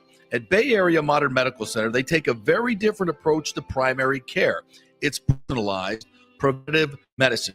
Christopher Lugo and his experienced staff are proactive in looking at your issues before they become a problem, encouraging a healthy lifestyle with proper diet, supplements, and exercise to optimize your active lifestyle, building up your immune system, not destroying it with poor nutrition and bad habits. So call for an appointment, maybe change your primary care, and get on a journey back to full health and a happy life. Call 844-977-3477 or go to BAMMC.com. Tell them JP sent you for priority scheduling. 844-977-3477 or go to BAMMC.com. Ladies and gentlemen, let's rock. This is FanStream Sports with JP. All right, welcome back to the JP Peterson Show, brought to you by the law offices of Christopher Palermo on BAMMC.com, Bay Area Modern Medical Center, and our great friends at the Gold and Diamond Source. If you got some old jewelry that you're not using, or maybe is broken, or your wife's jewelry box has got a lot of stuff in there she doesn't wear, and might say, "Hey, honey, you still wearing this?" "No, it's out of style." Blah blah blah blah. You mind if I take it into the Gold and Diamond Source and get you something new? Well, you go right ahead. That sounds like a great idea. So gobble it all up. A good friend of mine did that the other day and brought it in and had $1,800 to spend at the Gold and Diamond Source. Just boom, because you never know what's in that old jewelry box, folks. So just say, "Hey, honey, what do you think? You still using this? Still using that? I could turn that into some new shiny stuff for it." She ain't gonna say no. And the Gold and Diamond Source obviously is the best place to go because you trust them, right? You trust them to give you a fair price. You don't know some of these other mom and pop shops are they're going to do that. The Gold and Diamond Source has been there for decades and decades. They do great work in the community. It's a family-owned business. We know them well. Julie and Steve Weintraub, great friends of the program. So go down over there, take it in, and get a hot dollar for it and get something new. Also, if you're looking for a new diamond ring, diamond earrings, anything like that, your diamonds never lose their value at the Gold and Diamond Source. You can bring them in 2, 3, 4, 5 years from now and upgrade them. You'll get 100% of what you paid towards something new. How cool is that? And Steve, obviously, been in the business a long time, inspects every diamond that comes in to make sure it's the highest quality and you're getting what you pay for. So trust is a really big deal in the jewelry business, folks. Don't go in and buy something you don't know if it's fake, if it's real. I mean, they look real, right? You got to go to a jeweler you can trust, and that's the Gold and Diamond Source. 3800 Ulmerton Road, always online at the Gold and Diamond Source. All right, so we got a lot of TBDs on the pitching list for the Rays, huh? For the next couple of days. I think Rasmussen going tonight against our favorite pitcher, Yusi Kikuchi. Are we going to get to the Kikuchi tonight, you think? My gosh, if the We're Rays spank around the Kikuchi? Come on. Did you expect anything else from me? No. In fact, I shouldn't even told you he was on the mound tonight. I told you that in the break. I was like, your favorite pitcher, your favorite name is Well, on the mound we need tonight. to get the bats going a little bit and bang around Yusi Kikuchi a little bit. Bang that Kikuchi around a little bit tonight. Yeah. I think that we need to tune it in for that. Yeah. But likely though, we'll probably be impotent. well, Can we sneak in some Viagra into Toronto as well, or is that outlawed as well? Because there's no doubt that our bats need to stand up a little bit more than they have been. Absolutely, need a little bit. I could go on and on. I know you can. I'm just kind of waiting for a dead point here so I can get to my point. Come on, let's have a little fun on this show. Here we go. Yeah. So yeah, hopefully we can bang around the Kikuchi tonight a little bit and get some runs on the board tonight. Do a little scoring. Well, do a little scoring. He tonight. hasn't gone more than 4 2/3 in over a month in his starts. Kikuchi. Oh, So that's some bad Kikuchi right it's there. Bad Kikuchi. Yeah, you do not. You do know you're gonna need more than a vaccine to get rid of some of that bad Kikuchi. That's for damn sure. So, well, maybe an opportunity here tonight to get well. I bet he goes like 7 innings now. Yeah, of course. I bet It's the Rays. He's been waiting. He's been waiting for this. You don't think that the pitchers circle this lineup they get the pitch against? When Vegas is making odds on no hitters, that's not a good thing. Like they did when Garrett Cole and Cortez pitched against the Rays, there were odds on no hitters. I got to figure out here. I was gonna say what almost did it. Yeah. Oh. I'm trying to figure out. I was almost about to make a little blanket statement, but I'm gonna research before I say anything. I'm trying to figure out how many times. What's the deal that the Rays have with Papa John's? Is it they score six or more runs? Yeah, 6 or more runs. I'm trying to figure out. I'm like, how many times has that deal been able to be in use? Not often. I'm trying to see in June. The Lightning have the same thing. You get a shutout, or I think we score 3 goals, or maybe it's just a win. You get 50% off.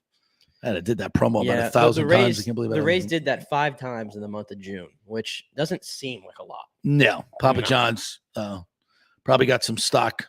Some dough. I think what is it? The Lightning have such a great one. I think it's Chick-fil-A. You get a free Chick-fil-A, was it sandwich? Yeah, and a double stack too. If the Lightning win. The Wendy's double stack too. And I think there's like something with Dunkin' as well. You get like a free iced coffee or something. Yeah. So. Yeah. The Lightning will definitely, you got to take advantage of those because they're always winning. All right, and then the stuff that we knew would happen, 2 pitchers will not be making the trip. Brooks Raley and Ryan Thompson, which, of course, I think you're thrilled with, right?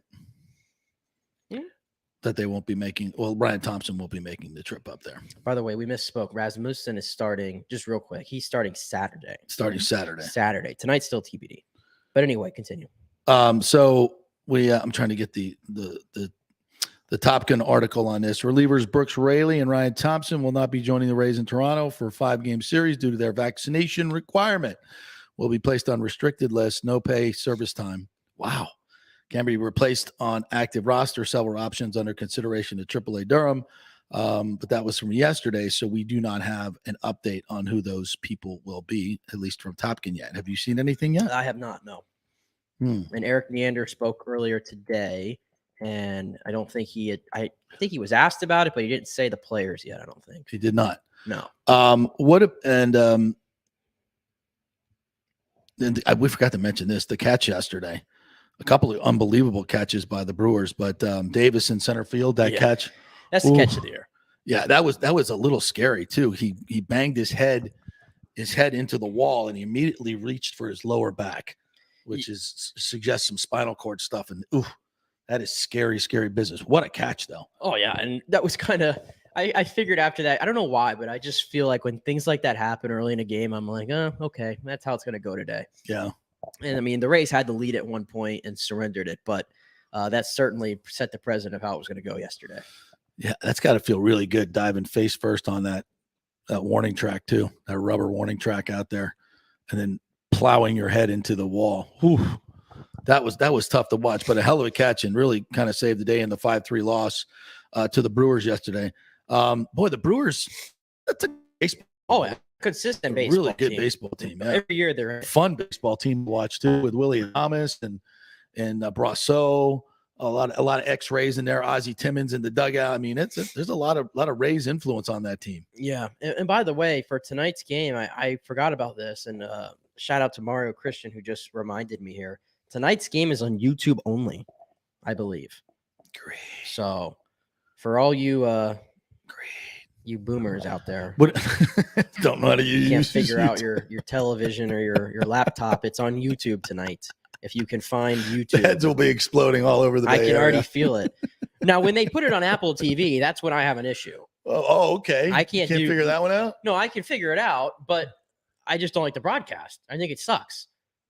I think it's an awful, awful broadcast, and it's more about what's going on outside of the game, you know?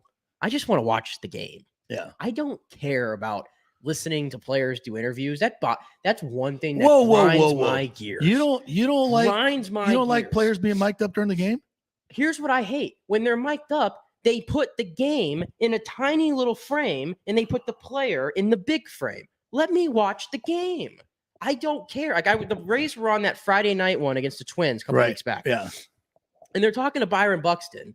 It's just so odd. Like Byron Buxton's trying to is literally like right there in the what do you got? I can't even think of it. The circle. There you go on the field. He's up. He's on deck. He's on deck. I can't even get my words going there.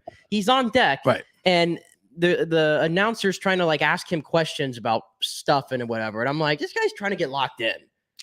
He's trying to get locked in, and he can't even. Baseball. He couldn't even hear. He can't even hear the questions, and it's this awkward silence going on. And he kind of looked like he wasn't really into it. And then he's batting, and he's got an IFB on, and it's just play baseball.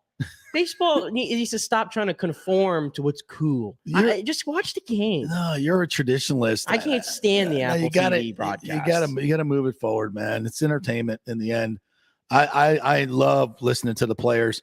The other day, who was that? They had out in left field for the Braves. What's his name? Brain fart. Anyway, it was interesting listening to him talk. A ball got hit right to him, a one hopper. No, I like that. No big deal. I like that. But when they're in the dugout, when they're in the dugout and they're just showing them in the dugout and they have the game in a small screen. Yeah.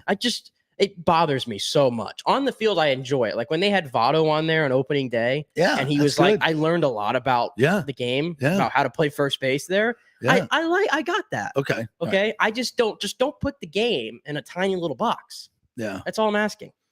Yeah. So anyway, we're not going to have Thompson or Raley in the lineup because of their vaccination status, which of course it's the only stadium in baseball where that is the case. So is it the problem of the players or is it the problem of the Canadian government?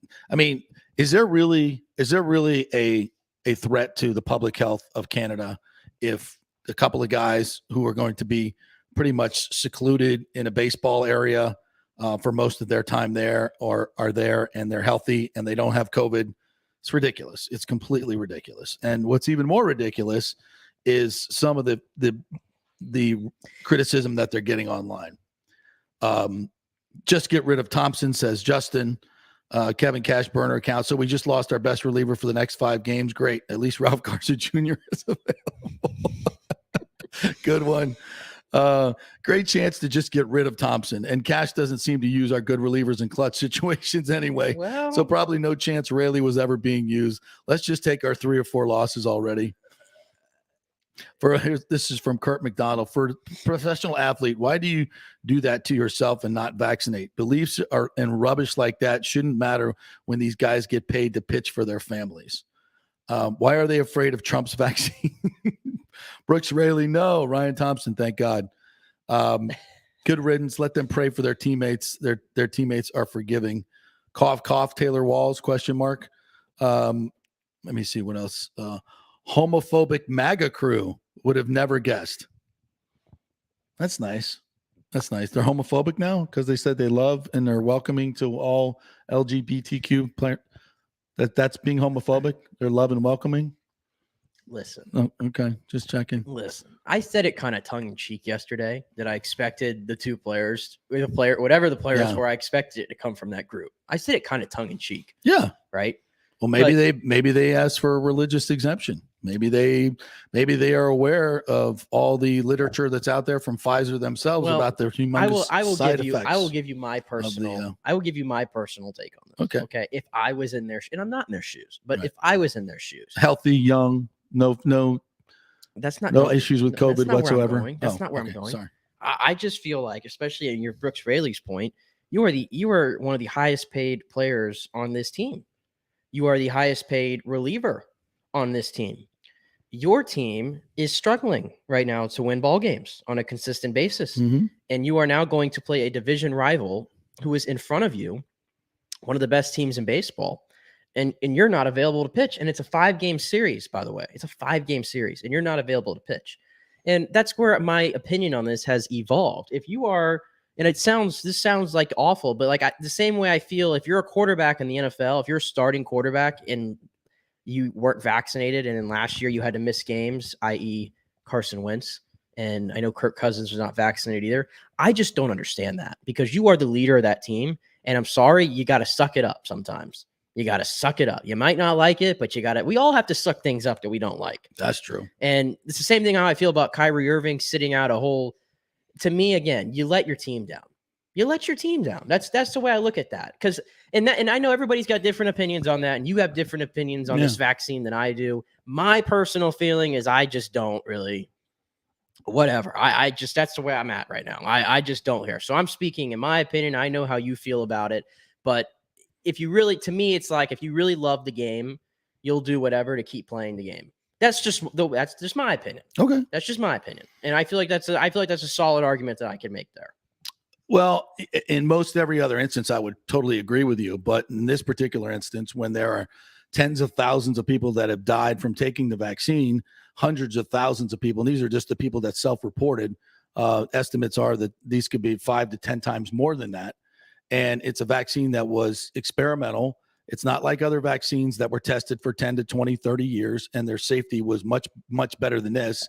It's not a vaccine that this was a vaccine that where the makers of the vaccine were given complete immunity, refused to release a lot of their documents that showed how the side effects and how many people were adversely affected. When they were forced to do so, everybody saw them, of course, not the mainstream media, but everybody saw it and said, wow, that's a lot. And if there's thousands of people are dying for it, and it's a vaccine that you don't need, and there's no long-term data on what the effect of the vaccine is, and you're doing this just to play a baseball game and you're being forced to do it, no, it's your job. No, thank you. And you make millions to do it. I feel like, again, so at what price is a side effect of death? The clot shot, as many of these cardiologists call it. I mean, you're acting like this is something it's a shot for pain or something. It's not. It affects you the rest of your life. What is the percentage of people that are just dropping dead out of a vaccine? Well, here's the deal. We don't know that because the United States government won't track it in places where they. Why are you saying meh? It sounds very conspiracy theory to me. It's not. Go look at the VAERS numbers, and those are conspiracy theory. Go look at the VAERS numbers. I mean, everybody makes a personal choice. I get that. I don't have to like the mandate, but again, you're paid to play baseball games. You're paid to play baseball games. It's literally like, I don't think it's that deep. I just don't. Well, that's your personal opinion. The data would suggest otherwise. I don't feel like you should force people to do something, especially when it comes to a medical question where, what if these two guys are allergic to something that's in the vaccine? Do you know that? I don't know that. Okay. No, nobody knows that. What if, they have a religious belief or some other belief and they've read the data and here's the other thing, the vaccine doesn't work. Vaccine doesn't work. Everything that was claimed about the vaccine, it didn't work. Now, I've always said this: if you're in a high risk category, you should take the vaccine, 100%. If you are in the, and we know who they are, elderly people, obese people, people with autoimmune diseases, 100%, you should take that vaccine. you are in a high risk category. You should take it. If you are in a category where your risk of death, and by the way, it doesn't keep you from spreading it. So that whole argument that was out there is completely wrong. And so if you're in a situation where your risk of death is 0.00001, and you know there are lots of side effects and you're a professional athlete, I wouldn't take it either.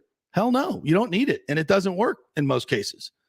So why should you be forced to take it and to rip people for making this choice about their own bodies? That's right, their own bodies, body autonomy.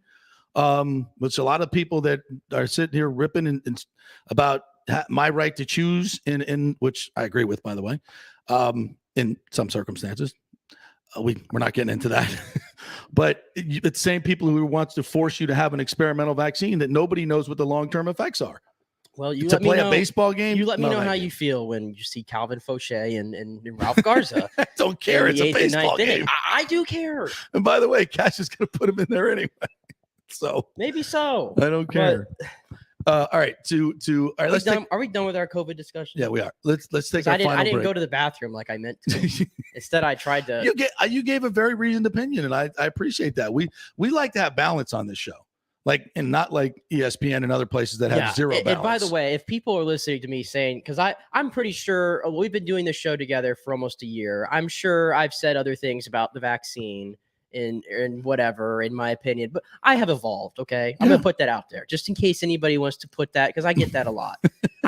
My opinion can evolve, people. Yeah, because you get different information. I have different information and I feel differently. And if you ever really read the data on the vaccine, I'm done. You'll evolve data. again. I'm done with data. You'll evolve again. No, I'm done. Do we need another break? Yeah, we're taking one more break. Final break, and then when we come back, I got an interesting input here from my friend Joe F about the Rays fan base and their forums, which I did not know, vis-a-vis Stu Sternberg in the stadium. So we will hit that when we come back.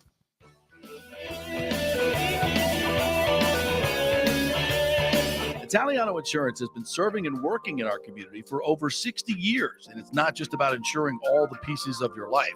Italiano is as much a part of Tampa Bay as the Cuban sandwich, Gasparilla, and our Bucks, Lightning, and Rays. They're also active supporters of great charities like the Humane Society, Metropolitan Ministries, and local pediatric cancer centers. Hey, we all need insurance, so do business with a local company with a commitment to our community. Don't call some 1-800 number. Call Italiano and be greeted by one of your neighbors. That's 813-877-7799 or ItalianoInsurance.com. Named the Small Business of the Year by the Tampa Chamber. 813-877-7799. Cryptocurrency is all the rage today. The market cap for the industry is now over $1 trillion. And you read about people making millions of dollars, right? You want to get in, but have no idea what to do? Or maybe you dabbled a bit and you want to unlock the real money-making opportunities and don't know how to do it. There are over 10,000 tokens and thousands of decentralized finance exchanges to navigate.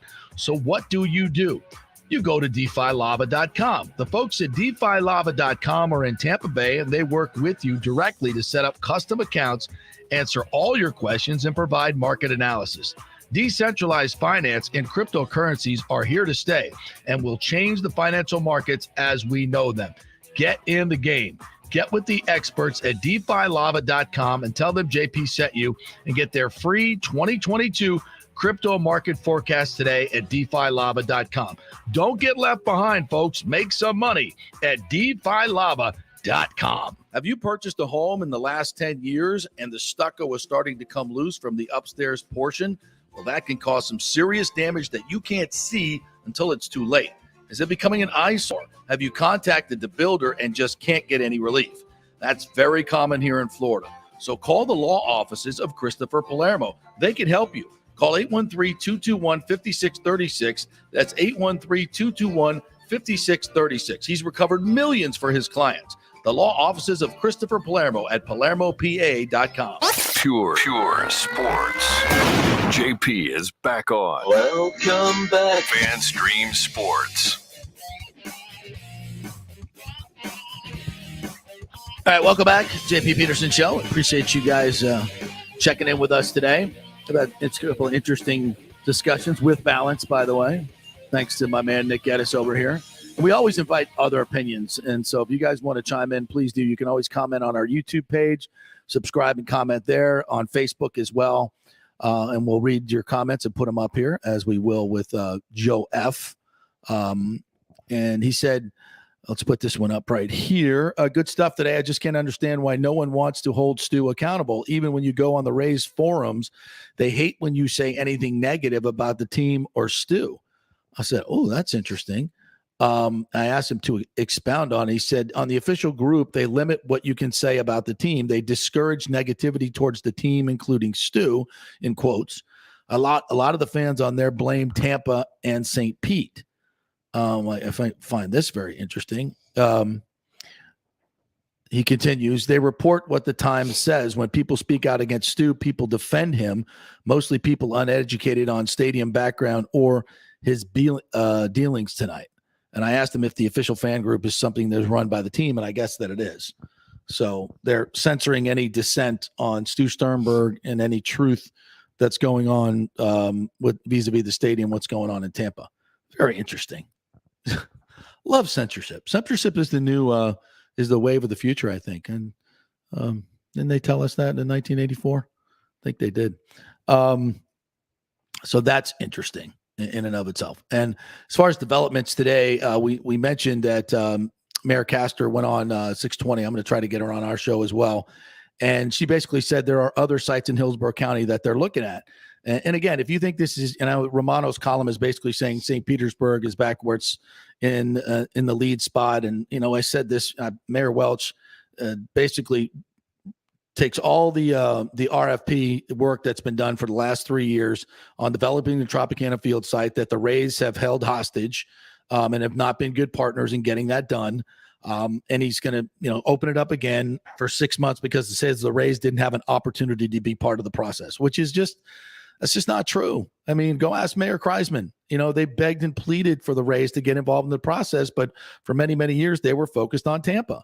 And frankly, I think they're still focused on Tampa. And they're just like, Mayor Welch, you gave them a June 30th deadline to tell you. And what did they do? They ignored it, like I told you they would. And they're going to ignore your next deadline in 6 months, and they're going to act like they're working with you, but they're not.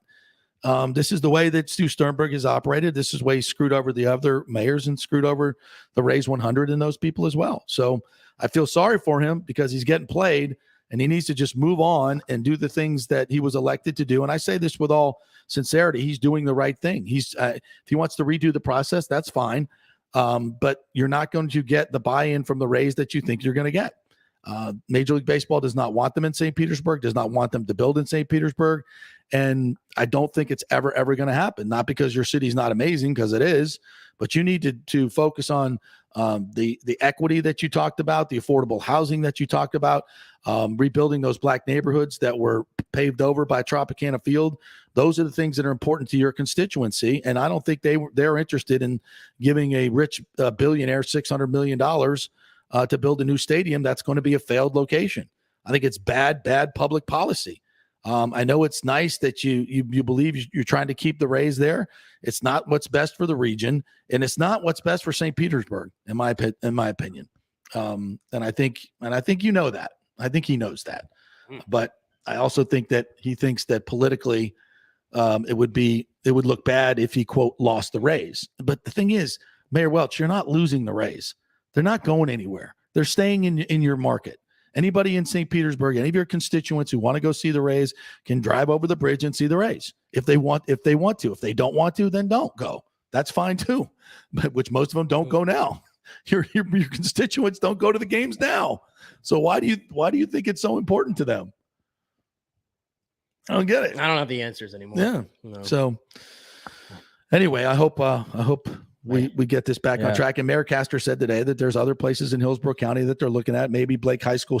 I don't think she mentioned Blake High School, but she mentioned other areas, other spots in Ybor City that may not be susceptible to the height requirement that seems to be this new thing that's canceling everything.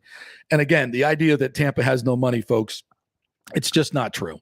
It's just not true. They've got bed tax money. They've got tourist tax money. And if the Rays would engage with them, they'd find even more money in terms of development districts that they could use, get tax money for. They just have to come to the table and work with the folks at the TSA, which they are not doing in good faith right now. So if you're blaming, saying Tampa doesn't have enough money, they're not doing it, you're wrong. You're 100% wrong. It's the Rays that are not engaging.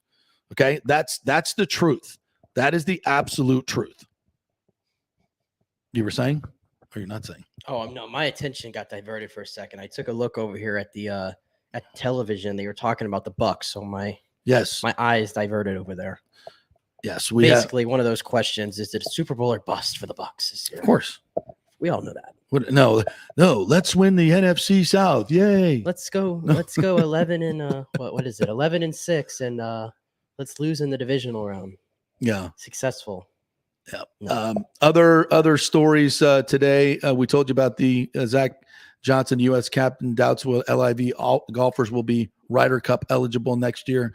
I don't think they're going to be President's Cup eligible either for this year, which, by the way, really hurts our team. Yeah. Really hurts the American team. What I was going to say, I wanted to get into at the end was what I was just telling you. This whole Freddie Freeman situation. Oh, yeah. That's what I want to talk about. This is odd, to say the least. Very odd. Yes. So he makes his return to Atlanta this weekend as a Dodger. Very emotional to the point where he had to leave the press conference room to gather himself, come back in. You could see by the way he was talking and the look on his face, he did not want to leave Atlanta at all. And I feel like we kind of knew that. Negotiations were weird. And then it comes out on, I believe, Tuesday that he had fired his agency. And he kind of refuted that a little bit, but kind of not in a statement back. But in all indications is that he's no longer represented by Excel agency anymore. And then Doug Gottlieb, who's not usually a baseball source, right? Typically, but he put out there that the agency never told Freddie Freeman about the Braves' final offer, which Freeman would have accepted. And that is what set him over the edge. He found that over this weekend and fired his agency. So he's not happy at all because he seems like he got screwed over by his agency. That's interesting. That's really, really interesting. I don't understand, especially in this situation when you have a superstar like Freddie Freeman who's connected to this franchise and, just almost. You shouldn't have been that hard. No. And for Freddie Freeman and them to not have a face-to-face discussion, take him to dinner at Hal's in Buckhead. Great steak place, by the way.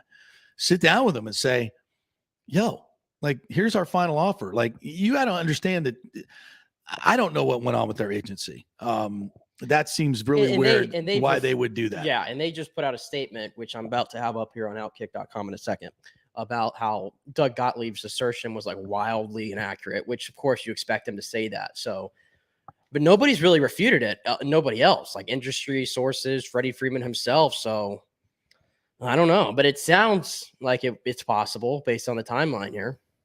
But and why would a group do that? Well, to get more money and get more commission.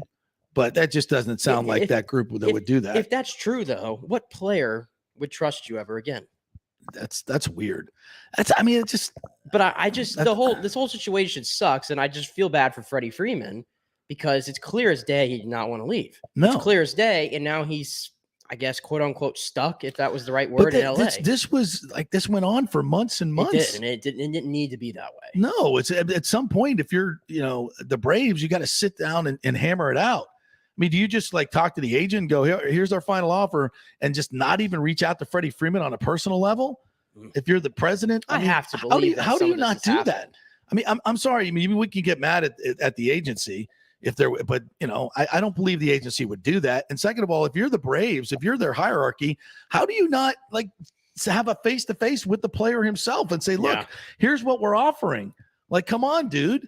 What do you how does that not happen? And then Freddie Freeman was obviously blindsided when they went and got Matt Olson that day. But if you're the Braves, again, who knows what the conversations were, but they gave you a deadline, and then the hour passed and you didn't accept, I guess, the final offer from the agent. And at that point, it's like, well, it's over. You got to go and get your guy. And they went and made the trade for Matt Olson, which Freddie Freeman was like blindsided about. But it sounds like he just had no idea what was going on. Which is just odd. Like I'm not, inclined to trust agents, but I just can't believe an agent would do that. Because in such a public situation like this sounds a lot like a team that wanted to act like they wanted to pay big money for Freddie Freeman, but really didn't want to pay big money for Freddie Freeman. That's what it sounds like to me. And they're trying to scapegoat. They saw the 4 years younger Matt Olson. Yeah. That's what they saw. Yeah, exactly. And for 4 years cheaper. Yeah. Yeah. So we have some sources in that camp. So we'll do a little investigating and find out what happened there. But I'm inclined to put this more on the Braves, to be honest with you. All right. Thanks for coming on, Bob Melandro of Whitecap Sports. Great discussion we had on the ownership and who might be seeking buying the Rays, and if they did, what they would do with the stadium. Really, really informational. If you want to check that out, just go to our webpage, fanstreamsports.com. Always subscribe on Apple and Spotify, and, of course, our YouTube page where you can join the show as well. Have a great day, everybody. Talk to you tomorrow.